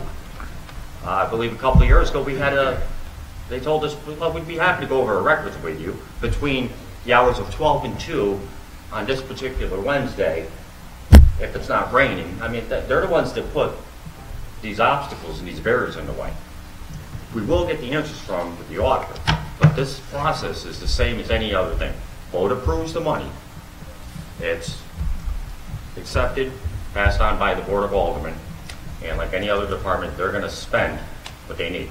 We don't ask Public Works when they're buying a bag of salt or some cement to patch a road for permission before they spend it. The thing is, when the audit report comes back, that's when they have to answer what's going to be returned to us. Did they spend our money first or their money first on these projects? I'm interested in the audit report too. They should have been reporting to both, because over there they have no balance of where this money is either. It's a very important thing. I mean, we wanted to cover all the costs to make sure nothing was left undone. But this is no different than anything else. We're not going to pick it out, and we can't expect a daily running total. We don't do that for anybody else. When the budget is finished at the end of the year, we'll have our answers and we'll see. And we'll be able to act accordingly. At that point, what's going to be returned to us and what are they going to owe us? But as far as communication, holding their feet to the fire and asking them to provide information that they're legally required to do is an obstruction. It's not getting in their way. It's asking them to do their job. Sorry, but that's the way I see it. Mr. Cassetti. Yeah, this audit that's taking place, is this the overall budget for the Board of Ed, or is it just for this $500,000? Overall budget for the city, including the Board of Ed. So, in other words, if we have any pointed questions that we have to ask, we could ask the auditor, and he could give us answers about the Board of Education, how they spend their money, and what they're spending it on. To the extent he's able to answer, that's right. There's sort of like a caveat there. I mean, if we have some questions and we want to know where the money's going, they should be able to provide that answer. Should. And this would only be done through the auditor? It's done through finance on a day-to-day basis, and we understand. And again, we get frustrated too. But what seems like minutia, what could seem like minutia, is an attempt to make sure we have oversight over the money, to make sure we do know what's being spent, and critically to make sure that the number that we have on file for them in City Hall is the number that they have on file for themselves at the Board of Education. It's making sure that it all ties up. Now, there's a process called an audit. You know, we have our auditor come out and look at the books of both the city, up and down, same thing for the Board of Education, to make sure it all ties out. And that's the process we're going through right now. This auditor, when he's complete with this, can he be called back in for any questions? He works for, he is hired by the city to perform this audit. He's going to be at your disposal for questions as to anything in his report and anything you could think of. Okay. Thank you. It's public information, as it should be. As it should be. Mr. Stowe. I'm sorry, I wish I didn't, So when he does the audit, he's going to keep a separate audit for that. When he gives an audit, he'll have a section specifically for that money and where it was spent. I would imagine he's going to address it. I don't know how he's going to say it. I would hope he can, because otherwise we'll have trouble trying to figure out what went where. The other thing I want everybody to know here, something that's been concerning me from day one with this is, if for some reason, now I don't believe, I'm hoping they won't and it won't happen, but if they went out and spent that money and it wasn't on any of the agreed items, how do you think they're ever going to pay us back? They can't. They won't. But they won't be able, because their budget, they will not be able to lower their budget to pay that money back. I think we're or they in can't go, speculation, or like if you embezzled money from something, they couldn't say, well, you, like Willie Nelson, pay your back taxes over 20 years. I mean, we couldn't do that. We'd be in a bad pickle. I think at this point we're in the realm of speculation. I don't know about that. The question is, how was the money spent? Now, remember, the reason I vacillated a little bit with Joe, is it the auditor's job to do an in-depth accounting of how every single dollar was spent? No. That's the department's responsibility. Right. And of course, there is an independently elected board that's responsible for that. They hire staff, like a superintendent, and they're responsible for that. The auditor has basically a mission to make sure generally, globally, that what we are reporting, because he doesn't do our books, we do our books. He's there to report that what we're reporting is done correctly under generally accepted accounting principles, and that it makes sense that there's nothing of any significant detriment to what we've done, because it's not perfect, none of them are, but not that there's any detriment, and that those people that are investing by buying our bonds, etc., can rely on his opinion that the numbers that he's reporting in our audit, which are reflective of what we've done, are accurate and correct to a significant point. Okay. So it's not for him to look at the detail. He's looking in a global format within the number. So this requires another question. So who's going to determine, if you can't determine exactly what they spent out of that money, if they did, and for what particular items, if they were the exact items that they were told that they could use the money for, how are we going to find that out if we have a general audit? We're going to figure it out. The answer is going to have, what do they call those, forensic audits? Is that what we're going to end up with? The answer is simply that all of this is public information on both sides. It's the city's responsibility for the whole budget globally and generally, and there's also a Board of Education. If there's questions, you need to get answers. Thank you. Let's roll. Thank you. You sure? Mr. Cassetti wants to vote. I agree. Motion on the floor and a seconded. When you voted An hour ago. We voted on this? No, we didn't vote on this. No, we didn't vote on this. We voted to wait for the audit. The audit's almost done now. No. Charlie made a motion, it was seconded. That's correct. And then there was discussion. So we're going to vote on it right now. All in favor, say aye. You want the motion read back? Yes, please. Okay. Moved that next month, whether the auditor is finished or not, we know exactly how much funds are available in that account. I request a roll call vote, Mr. President. We'd be able to ask that question. Roll call vote? Got it. Is that part of his report anyway, or not? No. Okay, I do wanna Alderman see Stowe him. made the I think you're motion, asking for Alderman Cassetti. I want to see him. Oh, bring him in. Yeah, Alderman Stowe. Roll call. Yes. Alderman Cassetti, who seconded it. Yes. Alderman King. Yes. Alderman Tripp. Abstain. Alderman Vaccaro. No, sorry. Alderman Philippone. Yes. Kaslitis. Yes. Alderman Yaman. Charlie's vote? Yes. Alderman Rivers. Yes. Stewart. Yes. Blackwell. Yes. Me. And Chairman. Yeah. President Vaccaro. Yes. All yeses and one abstention. Motion carried. And 10 yes, one abstention. Get ready. Thank you, Charlie. Sorry. Take our time. We're going to take a good look. We have our esteemed assessor here tonight. Would you like to make any comments or reports for us tonight, Marcia? No. Thank you. Are you sure? Okay. That's a good call right there. All right. Mr. Philippone. I have a quick update from the technology committee. There's a quote here from Total Communications regarding citywide upgrade to the phone system and internet access. Sorry? Can't hear you. Oh, sorry. So I have a quote here from Total Communications regarding citywide upgrade to the phone and internet system installation citywide. Looking for discussion and possible action during new business. Chief Heon and Mr. Bashir have been working very hard with Total Communications to put this together. So any questions, I'm going to refer them to you guys. Did you want to add anything now? I'll just give a real quick overview of the technological side of this project. A couple of us, including Dave,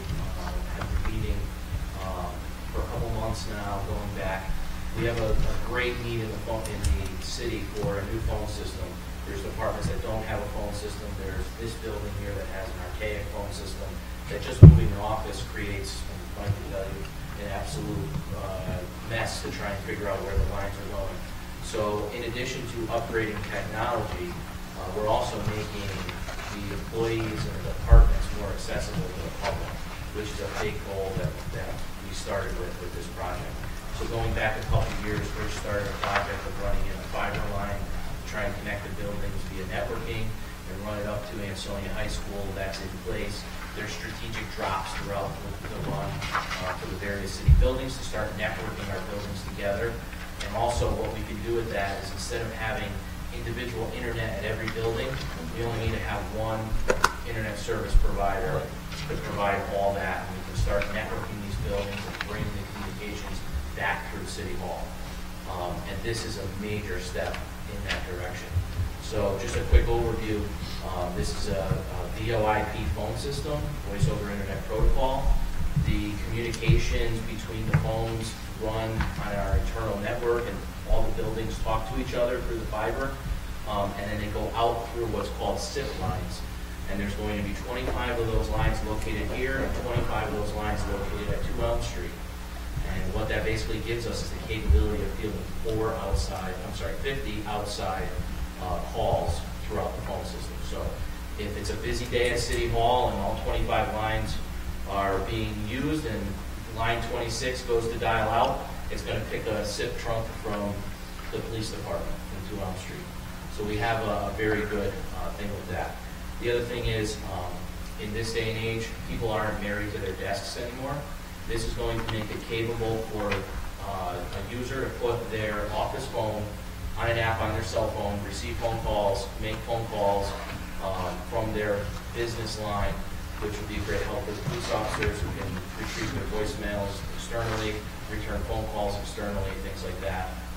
And not to carry this on too long, but one of the things that I had them build in that I was a big proponent of is basically metrics. You can now tell how many phone calls come into a department, how long they're spending on the phone. If there's a request for additional manpower, we can actually go in, dig into that, and see if there actually is a need for more people to answer the phone. Maybe we need a part-time person only between the hours of 10 and 12, and we've got the background to show this. We're also working on putting in conference room phones, being able to host conference calls so people can call into a certain number. So basically, we really just want to get really to the times, and also to not crutch onto the old system that we have in this building, and also replace the ones in the outer departments. And I defer to Rich to talk about the finance part of this.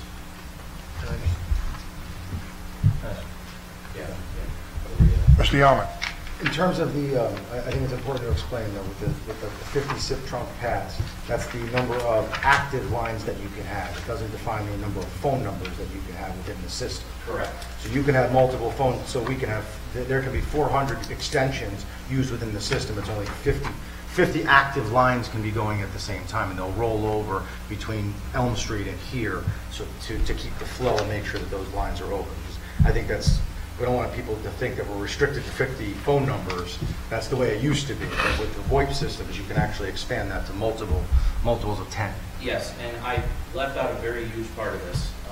The reason why we did the fiber line to the high school is this vendor was recommended by the Board of Ed. This is who they're using in their schools. We will actually have the ability to do a cross connection at the high school.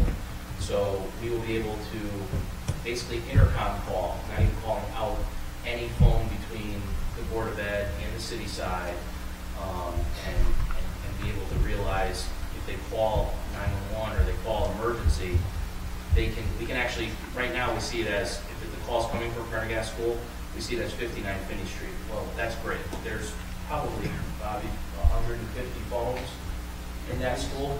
We'd have no idea where they were calling from. With this system, we'll be able to see exactly where they're calling from, see if it was a kid that was maybe dialing 911 and hanging up and ditching. We'll be able to know exactly what room that came from and be able to narrow those things down. The big push, the reason why we're trying to get this to you tonight, even though we've been working on it for high quite some time, is we received an announcement earlier today that due to international negotiations, there is going to be a tariff imposed as of January 1st, which would up the cost of the system by potentially 25% on products that are coming from China. So we've decided, after much vetting, including site walks through all the buildings and in multiple basements and things like that, we have come up with a design that we feel will suit the city's needs long forward. There's a 5-year contract for maintenance in here and also helping us program the phones and everything like that. And we were also, and Rich can talk about the points that we were able to grab, we were also able to get them to make our service contract 24/7. So we now will have a 24/7 response through Total Communications, which is an affiliated company with Frontier Communications, who's providing SIP trunks. So there's no vendor pointing; they're one and the same, really. They're priced based on the NASPO contract, and we're really just trying to avoid the large price increase. We did have a meeting with the tech committee back in late August, I believe. Yeah. Initially explained the system. So, and that's also a $9,000 incentive on that 24. 24/7. We initially had pricing for a Monday through Friday 8x5 support, and they were willing to. We explained to them, listen, we have a police department that's going to be on this phone system. I don't care if it's 3 in the morning if the phones go down. You have to come out. So we either need to know the cost or what, to get this. And they basically said no. The 24/7s, we won't charge you the additional $9,000 that it would have been. The 5-year contract is included in this for the service. Is this a wireless or a wire system? What is this? This is wired. And where, which departments? All of the departments? All the schools? All of the departments. On this plan would be all of the city departments and anyone that has an office phone. And we've even included one phone per firehouse as well.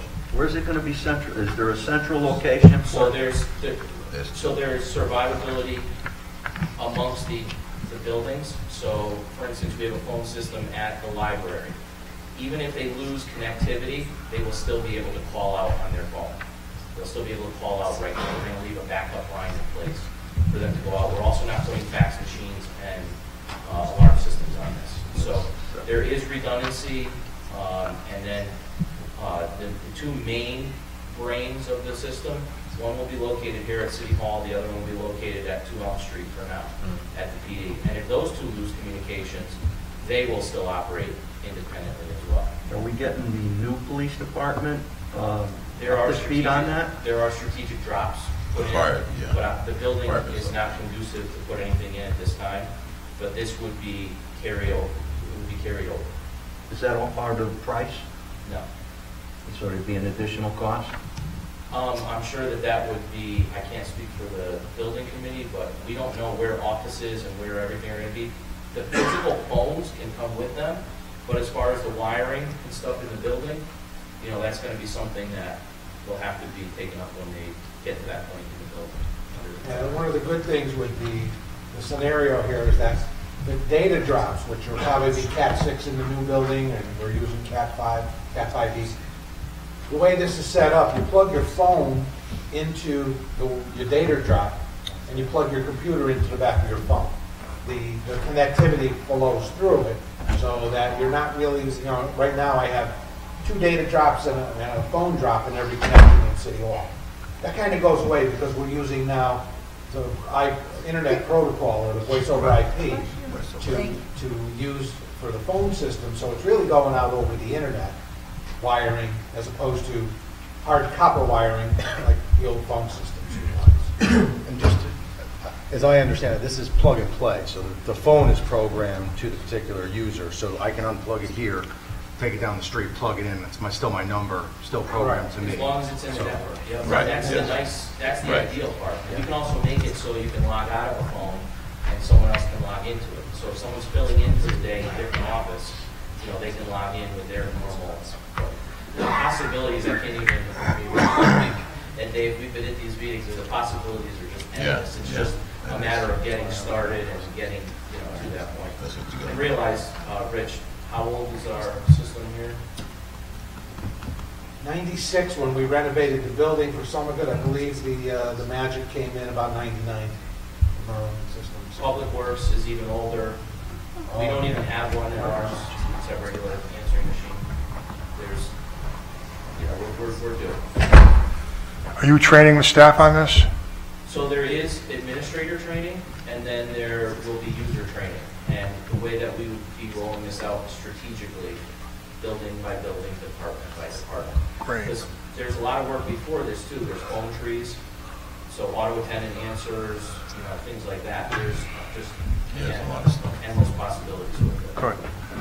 Mr. Bashir, where's this money coming from? On the funding side, referendum 2017, I had put in for $200,000 approximately for a citywide communications upgrade with this design in play. I've got about $170,000 left that I can expend. We've got some other some fiber connections to make yet. So there's about $170,000 left, and we kind of sweet talked the chief over here because we have so much of it going into the communications console at the PD that he's going to allow us to use $30,000 of his console, communications console money to complete this purchase request in order with the express intent that I'm going to try and find him some replacement money because he's going to probably need a little bit more than was there anyway. So we're going to work with the chief. I'm going to try. We're going to work to look through the referendum money to see if we've got any residual that we can come back to this board and ask for transfers on to replace it. But in order to do this immediately, we need the ability to be almost $200,000. So that we're going to work together. It's all. The project actually grew. Originally, I had just intended for City Hall, and with the help of Jared and Dave and all their expertise, it's kind of become almost a citywide project for the phone system, and it's needed. So the money is going to come from those two areas. On the flip side of that, there will be operational savings over time. The number of phone numbers we currently have, we're spending, I don't know, $6,000 a month for Frontier. We'll still have a lot of numbers, but those numbers, similar to what the Board of Ed has, will be internally generated in the computer system. So really all we're paying for are the SIP lines in and out and a few other backup lines that go with it. So the number of hard lines that we're paying for will reduce significantly, but the cost of the SIP lines is a little bit more. Projection for $1,000 a month minimum savings on the operational for the phone company portion of that. And if for every Comcast account we can eliminate, that's probably $150 a month that we can save on the internet access. We don't have all the answers, so if I'm giving that impression, please know that it's not totally true. We're kind of running on the fly a little bit with some of this, but we came in August, we came to this board, I think in September, and said that we wouldn't be back till we were happy with the numbers. We've been beating them up. They've added a lot of stuff. They've cut the costs. I was originally intending to buy servers here. In order to take that out of the loop, we're going to allow them to put their Linux-based servers in play with their Cisco switches. The key here environment to me, I've been involved before, the finger pointing becomes crazy. So if they bring in the servers, if the phone company who owns or has affiliated with Total Communications does the phone work, and Total Communications does all the electronic, there's nobody there to blame if something doesn't work except them. So it basically limits it. So it went up a little bit more than anticipated because of some of the electronics. And some of those switches were, what, $8,000 each? We're replacing all the computer switches in this project. They're required because of the complexity of what we're dealing with. So I think we've got a good fit here. we're got a couple more line drops on the, we're gonna put a drop at the library. Their fiber system through CDN is antiquated. Jared's working on E-rate through the library to help generate some operational savings going forward. It's not gonna happen tomorrow, even though we proved this, we still have a lot of work to do. So we'll be working on it, but we need to, I think it's a good play to get the extra savings of about $9,000 in cash and $9,000 in cost savings for the upgraded maintenance that we'll generate by doing this before the end of December. And we were pretty close to coming to the board anyway, so I think it's a good play, but it's certainly up to your discretion. The tariff could play to the tune of about $35,000. Yes. So we're like, Like you both said, this is an issue that's not brand new to us. We talked about it. I'm talking 5 years that I can recall. The fiber line was December of 2014, and we're the last one on the grant. We just finished it, but So yeah, tonight, we're the last in the loop. So tonight, we're trying to save the city substantial money with the tariff that might happen after January 1st. An unknown. Okay. Mr. Cassetti? Well, I make a motion to accept that Well, you want proposal that he made. The motion is, I'll read the motion. Mr. Bashir, is the amount a total of $195,861? Those two amounts added up? That looks to be correct. Okay. All right, so the motion is to waive Section 138 of the Ansonia Charter and direct the mayor to sign any and all documents required to issue the purchase order to Total Communications, Inc. in the amounts of $156,499 and $39,362 for the purchase and installation and maintenance of a new VoIP phone system for the city. Is there a motion? Mr. Cassetti? Is there a second? Can I ask a question? Sure. You didn't call me before, sorry. The question is, what's the difference between line interface module and SIP as far as its impact on 911? Want me to answer that? Yeah. In English, I think SIPs are the large, the trunks coming in. Those will be high-speed lines that are expandable. So if we find that 50 lines is not enough, just a flip of a switch at Frontier, and we'll have 60 lines or 70 lines, whatever we need. Those are the large trunks. The line modules are the back redundancy, so that if there's a failure at Public Works or the internet goes down and we can't connect back to here, they have a module that'll pick and send it out through a Wi-Fi, copper phone line. Or if we choose to go cellular, or to go cellular. Yeah, there's a couple of different. So is that varying structure then based on the infrastructure as it is currently, just working around that, or? I'm sorry, say that one more time. So I guess I'm reading like how it's going to play out in the emergency services on page 3, I guess. And they said, well, some of them are using the line interface for 911 and some of them are using the SIP. Is it one of them better than the other, or is it? Why is it like that? Excuse me. What it is not every city building has a fiber connection to it at this time. So like Public Works is not in the ring, so they're going to come back there and buy a VCN. Yeah, VPN wants to connect. And if that VPN drops, you have a failover for them. The SIP would be anyone that's on the internal network.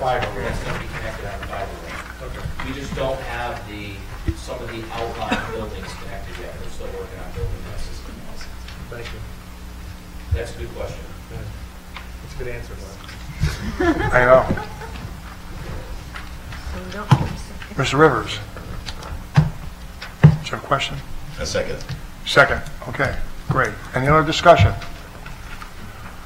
Okay, we'll vote it. All in favor, say aye. Aye. Any opposed? Motion carried unanimously. Thank you. Thanks, Jared. Thank you, Rich. I believe we're on municipal reports at this point. Is there a motion to accept the Board of Apportionment and Taxation recommendations? Mr. King. I'd like to make the motion to accept and approve the municipal reports. For a second. Mr. Rivers, any discussion? All in favor, say aye. Aye. Any opposed? Motion carried. The land use department report, I'd like to make note of the fact that the department took in $18,429.33 last month. Is there a motion to accept that report? Mr. Yalman? Second. Mr. Castellitis, second. All in favor, say aye. Aye. Any opposed? Motion carried. Tax collector's report, Mr. Castellitis. Make a motion to accept the tax collector's report and request for refunds in the amount of $371.64 if found to be correct. Second. Mr. Yalman, second. All in favor, say aye. Aye. Any opposed? Motion carried. Rich. Motion to Castellitis. refer all accidents claims to Corporation Council. Second. Mr. Philippone, second. All in favor, say aye. Aye. Any opposed? Motion carried. Communications. We have two communications. I'll read communication number one. It's from Robert Evans from the Board of Ed.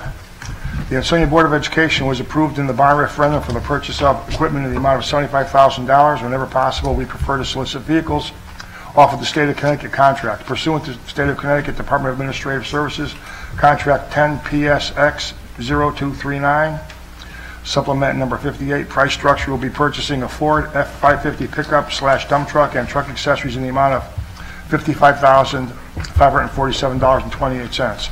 Along with the purchase of this truck, we would like to purchase an S70 Bobcat skid steer with the remainder of the allocated funds in the amount of $20,654. Motion to approve. Second. Motion to approve in seconds. Is there discussion, gentlemen? All in favor, say aye. Aye. Any opposed? Motion carried unanimously. Thank you. Mr. President? Yes. While Mr. Evans is still here, if I could just bring up the situation that's going on. I would assume you're all aware that the middle school is operating on a temporary boiler. Mr. Evans and I have been in contact on a number of different issues with this. We've received $250,000 from the insurance company. It is full and final settlement on that claim. We have a boiler policy that we were able to access. Bob has been working on engineering and getting quotes and prices. And I went to where there was a meeting, a facilities meeting. I stopped in over there to talk with some of the board members and Bill, Bob about that. And I think we've kind of settled that we're going to replace kind of what's there as opposed to looking for high efficiency type equipment. And as quickly as we can. Again, the costs for the maintenance are fairly significant currently. So we're trying to utilize that insurance money, as much of it as we can, for part of the replacement. And there are some boiler referendum money that we have that will probably be coming back once the board gets to the final numbers, so that we'll be able to use some of the insurance money and some of the referendum money in hopes to maybe save a few dollars on the referendum side on replacing. That was scheduled anyway at next year, I think. Yeah, we received $510,000 for the new boilers at the middle school. So whatever we spend on them, it's not going to go over that. So we're going to save, basically we're going to save the insurance money. Hopefully. At minimum. But I just want you to be aware, we're working together on this, trying to get this to the point where we can, satisfy the needs in school and save a few dollars for the town. Thank you. Thanks, Bobby, for your efforts. Bobby's doing Try to great. save money. Thanks, Bob. Okay, communication number two. This is regarding a purchase of a food truck that was shared by both Derby and Ansonia. At this point, I'll read this. Whereas Derby and Ansonia are parties to an agreement for shared services food service truck that was effective on or about November 25th, 2015, pursuant to which the parties purchased a food truck to be used for food services between Derby and Ansonia. Whereas the food service programs for both Derby and Ansonia have been managed by the Ansonia Director of Food Services pursuant to an agreement dated on or about August 14, 2014, pursuant to which Derby has paid to Ansonia a management fee equal to 10% of the annual budget surplus for the Derby food service, the management fee. And whereas the parties now desire to, 1, transfer ownership of the truck to Derby, 2, terminate the shared services agreement, and 3, terminate food services agreement, all pursuant to the terms and conditions of this agreement. Now therefore the parties are agreed as follows: simultaneously with the execution of this agreement, Ansonia shall cause ownership entitled to the truck to be transferred to Derby in exchange for the payment by Derby Food Services to Ansonia Food Services for the sum of $15,000. The parties hereby agree that the shared services agreement is terminated and no further force or effect as of the date of execution indicated below. The parties hereby agree that the food services agreement is terminated and of no further force or effect. And Derby shall have no further obligation to pay the management fee to Ansonia as of the date of this execution indicated below. This document is already signed by Bill Nimmons, the chairman of the Board of Ed in Ansonia, and also by James Gilday, the chairman and Board of Ed in Derby. Is there any discussion on this? Mr. Short. Does it matter that the mayor's at the sign on one, or is it just a technicality?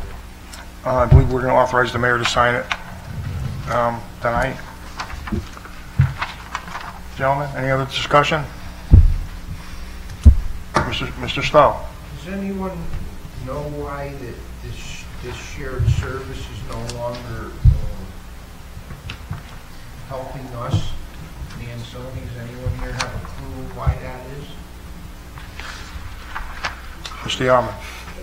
We have somebody else that's on the board that can tell us. Sure. The attached email explains they use the truck at the same time. So it's got a conflict in terms of the times of using the trucks. So both towns can't utilize it at the same time, which is why they're doing the same truck. Is that right, John? Yeah. Okay. Just wanted to know that it's not. So is it another truck? Yes, so Is it I have a question about that. Do we know how much the truck is really worth? Is it just only worth $30,000? Smarter to buy it? Or is it? It's the 15,000 is the fair market value. That's how we agreed at the 15K. That's the book value. Thank you. That was my question. It doesn't list which vehicle we're talking about. Nowhere in this document does it say what the vehicle is. It says van. Oh. But it doesn't state which vehicle we're signing off to sell. What year, yeah, what year, what type of vehicle it is? Anything about it. It's a food truck. It says van. It's a food truck. Make, model, year. Food truck. My car could be a food truck. Is there a motion? It's a 2016 Chevy Express G3500 cargo. Thank you. Is there a motion? Mr. Cassetti? Motion, give the mayor the power and authority to go ahead and Sure. make this deal. Mr. Short? Second? I have a question. Yes. Don't we still need a truck though? Seems not, right, John? What's that? We don't need a truck at this point, is that right? No, it worked for it was intended to be a shared services program. It worked for the few years that it was in place. Once Derby got up to speed with their food service program, it didn't make sense for them to partner with Ansonia any longer. Economically, it actually makes better sense for us to take the 15K and let them have the vehicle. So I think both sides are happy. So I think what he was asking, are we going to need a truck now? No, we never really needed a truck, because all of our stuff is done, for the most part, in-house, stuff like this. Mr. President, Mr. Tripp? if I can ask Mr. Rizzo a question. Sure. Mr. Rizzo, through the President Board, it was my understanding that basically Ansonia Board of Ed kitchens were doing the cooking and the food was being sent to Derby with the van. Isn't that what was happening Yes, here? correct, yeah. And now Derby has their own kitchens, Derby can cook their own food, so we don't have to cook with us and send it to them in the van. We don't need the van, we get the money, they get the van, everybody's happy. Thank you. Thank you, Mr. Rizzo. One question. Joe. I don't know if Mr. Evans or Mr. Rizzo knows the answer. Was this the only van that was purchased with that ICE program, the purchase incentive program? Okay. Thank you. We have a motion. Mr. Cassetti? Mr. Short, you seconded the motion? Any other discussion? Thank you. I'm sorry. Sheila? Yeah, I'm sorry. Since I helped put this grant application together, I just want this board to know that the intent of the grant was to share services in order to save money and to encourage regionalization. And there is an email from OPM saying that it's not violating any of the terms of the grant, and I just want this board to know that. That's what the funding agency said, if you read the email. But really, the intent was to encourage regionalization, and we got the grant because we were sharing services with another community. So I just want you to be comfortable and understand that. Thank you. Hopefully. Okay. Thank you. Also, the superintendent of schools from Derby came to City Hall, I believe, a week ago, and he was, he wanted to get this done as well. Looks like everyone wants to do this, so. Motion on the floor, all in favor? Say aye. Any opposed? Motion carried. Thank you, gentlemen.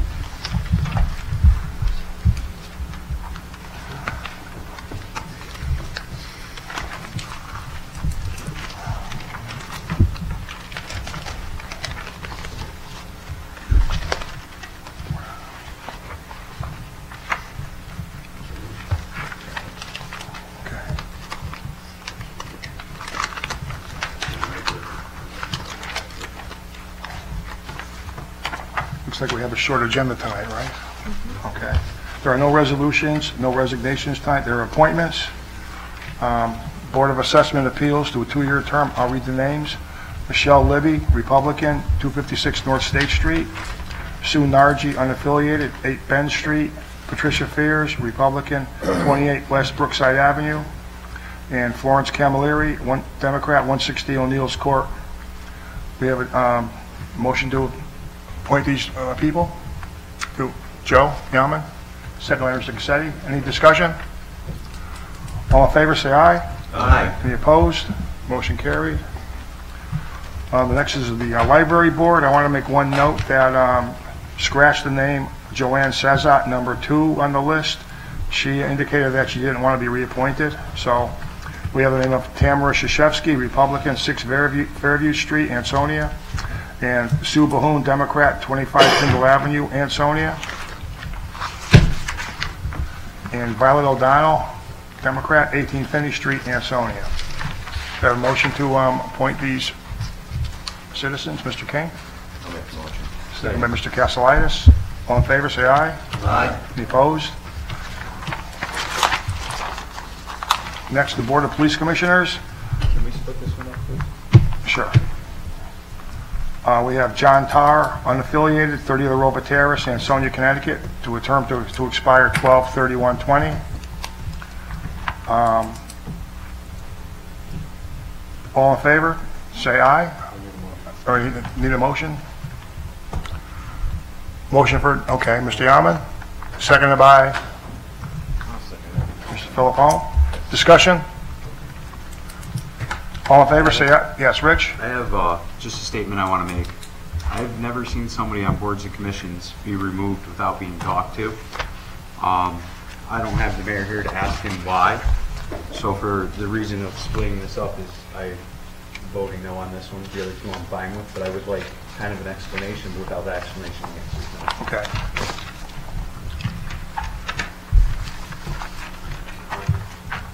Mr. Blackwell. Yes, just to dovetail off of what Rich is saying here. I heard what Mr. Tiska had to say, and you have my utmost respect. However, your name is not available for me to vote on. For me to say no to this gentleman here would be a disservice to this guy here, and still wouldn't get you on the board. If I voted no, you don't automatically come back on. Excuse me? I understand that, but what I'm saying is even if this board voted no for this gentleman, it doesn't mean that you're back on the board, is what I'm saying. So that, it's a little tough for me because, of course, we appreciate your service, but even if I vote no, the only person I'm hurting is this gentleman here because it doesn't make you come back in. It's not you versus him, if you understand what I'm saying. You're not hurting anyone, you're hurting the town. You're putting a patrolman into a place where you're at a much higher level than a patrolman. I've lived in this town my whole life. Understood. So you're hurting the town. You are not hurting me or him. Understood. You're hurting your constituents.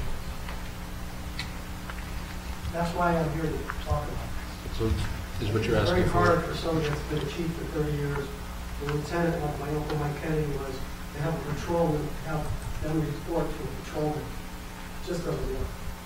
That's all it is. Mr. King? I just feel I need to respond to that. Nothing personal against you. I've known you, done a wonderful job. You've always been cordial to me, and I appreciate your service. But to bring up the fact of a pecking order of who would be reported to who, and if that holds any weight. He's doing about the right thing. Well, I'm getting removed because I stood up to the mayor for the taxpayer of Ansonia. That's what I'm telling this board. Okay. I stood up to the mayor, and I told you all that. And I've been recognized by this town. I've got a lot of awards. I've got tons of stuff I could bring here. And I've always done the right thing. And I'm asking you to do the right thing. That's all I'm asking. I'm asking you to let me finish what I was going to say. Go ahead. I'm fine. This is an oversight committee. This isn't an extension of the police. They're supposed to be there and appointed to have an outside indirect link between the citizens and the police department. There should be no rank involved. There should be nothing. We have citizens here in Ansonia. So Anne Marie Brittany, she's unfit because she doesn't hold rank higher than other officers. We like Anne because we have diversification. We don't have everybody from a police department. We have somebody that's a professional. She's a nurse. A lot of people have input in their profession on it. My concern was actually going to make your point in your way, even though we shouldn't be having this direct conversation over this. My concern was the fact that we have an abundance that now the majority would be police officers policing police. That would be our oversight. That was my concern. So I was, that's where I was going with that.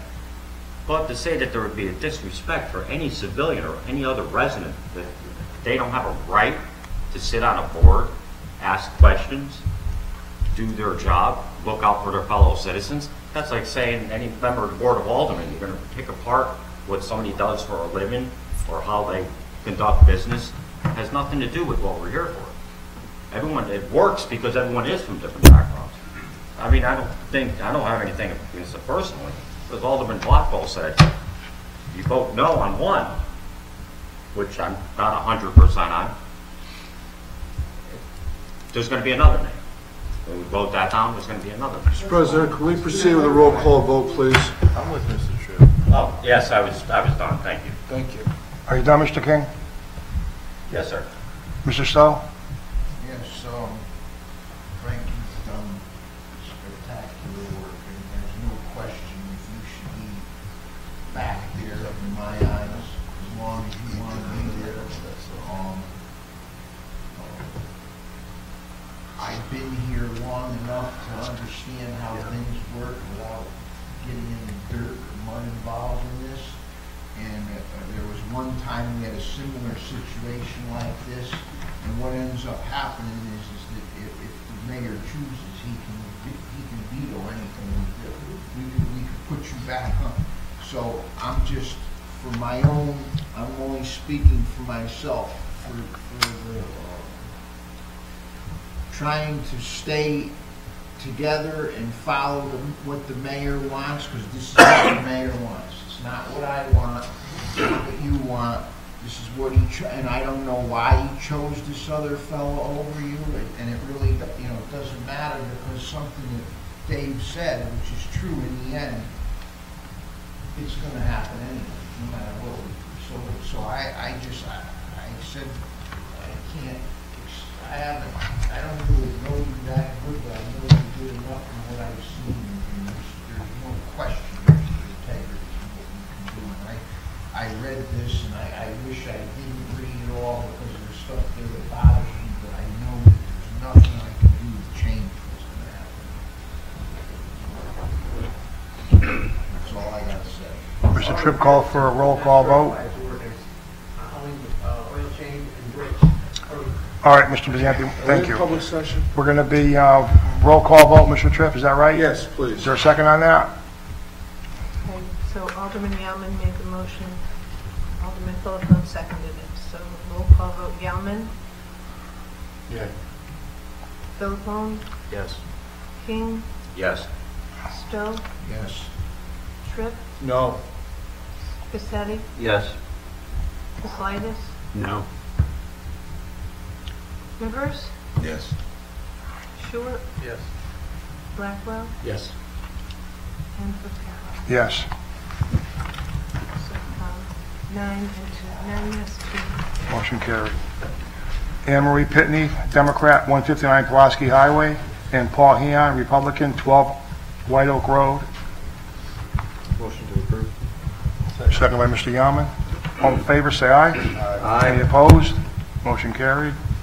Board of Public Works, Richard Barrows, Democrat, 7 Dempsey Road. Gary Cassetti, Democrat, 102 Root Avenue. Motion to approve, Mr. Yaman. Seconded by Mr. Rivers. Any discussion? All in favor, say aye. Aye. Any opposed? Abstain. Mr. Cassetti, abstain. Motion carried. Commission for Elderly Services for 3-year terms. Priscilla Balaban, Democrat, 140 Pulaski Highway. Carol Pluchino, Republican, 129 Tremont Street. Motion by Mr. Kaslitis, second by Mr. Yaman. Any discussion? All in favor, say aye. Aye. Any opposed? No, motion carried.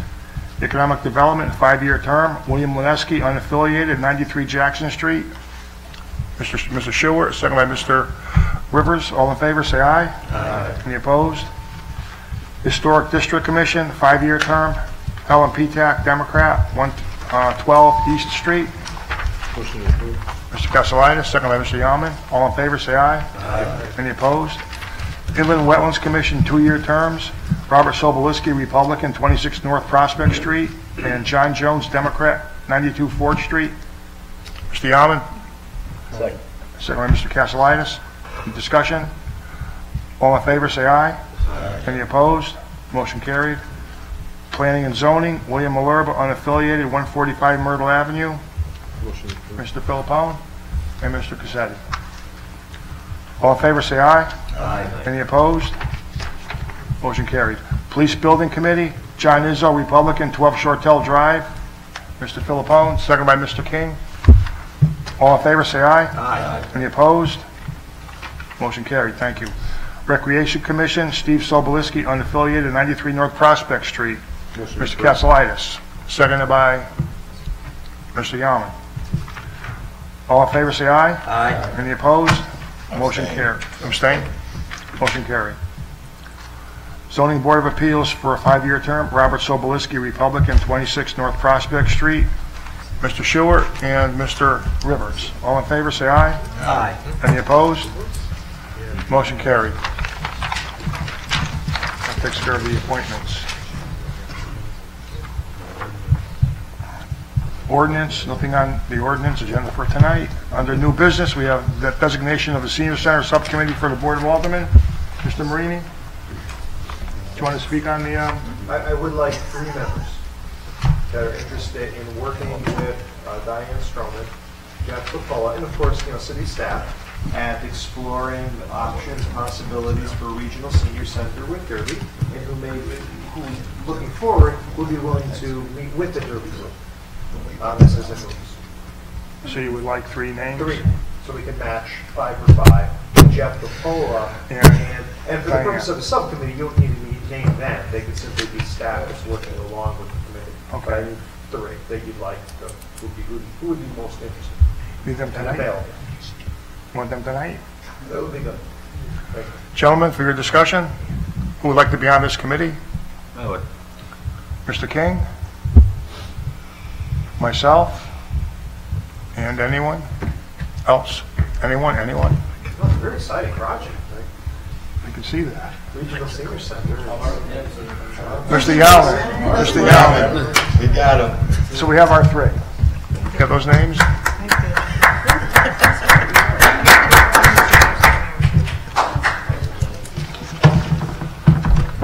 Old business. Mr. Marini, regarding the early retirement proposal extension until, is there any other new business, gentlemen? No. Okay, old business, early retirement proposal extension until June 2019. You put out a early retirement offer for City Hall workers 2 months ago. There are some interested individuals, but they have asked whether or not the city would extend that offer's deadline until June of 2019. The current deadline is the end of this year, so they have about a little less than a month to take that for deadline.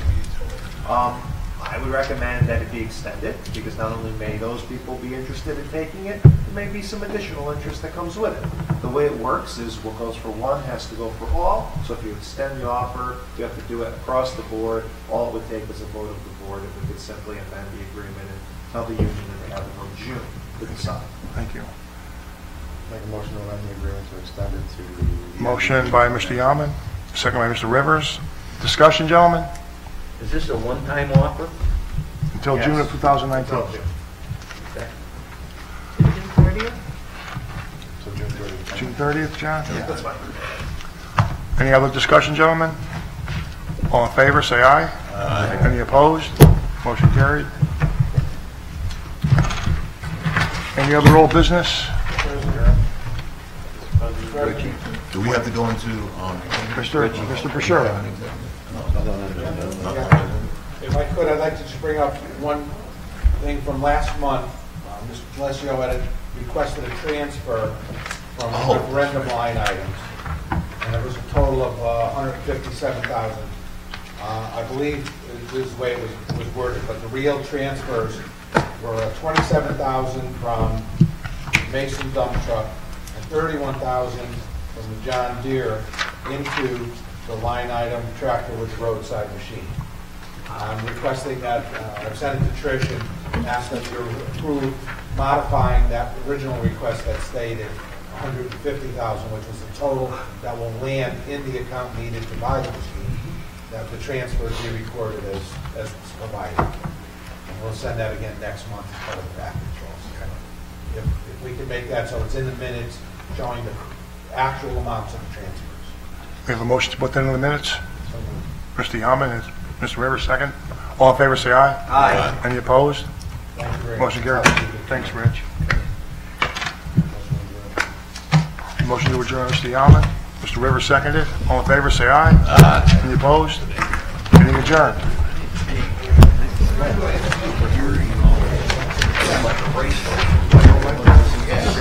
No.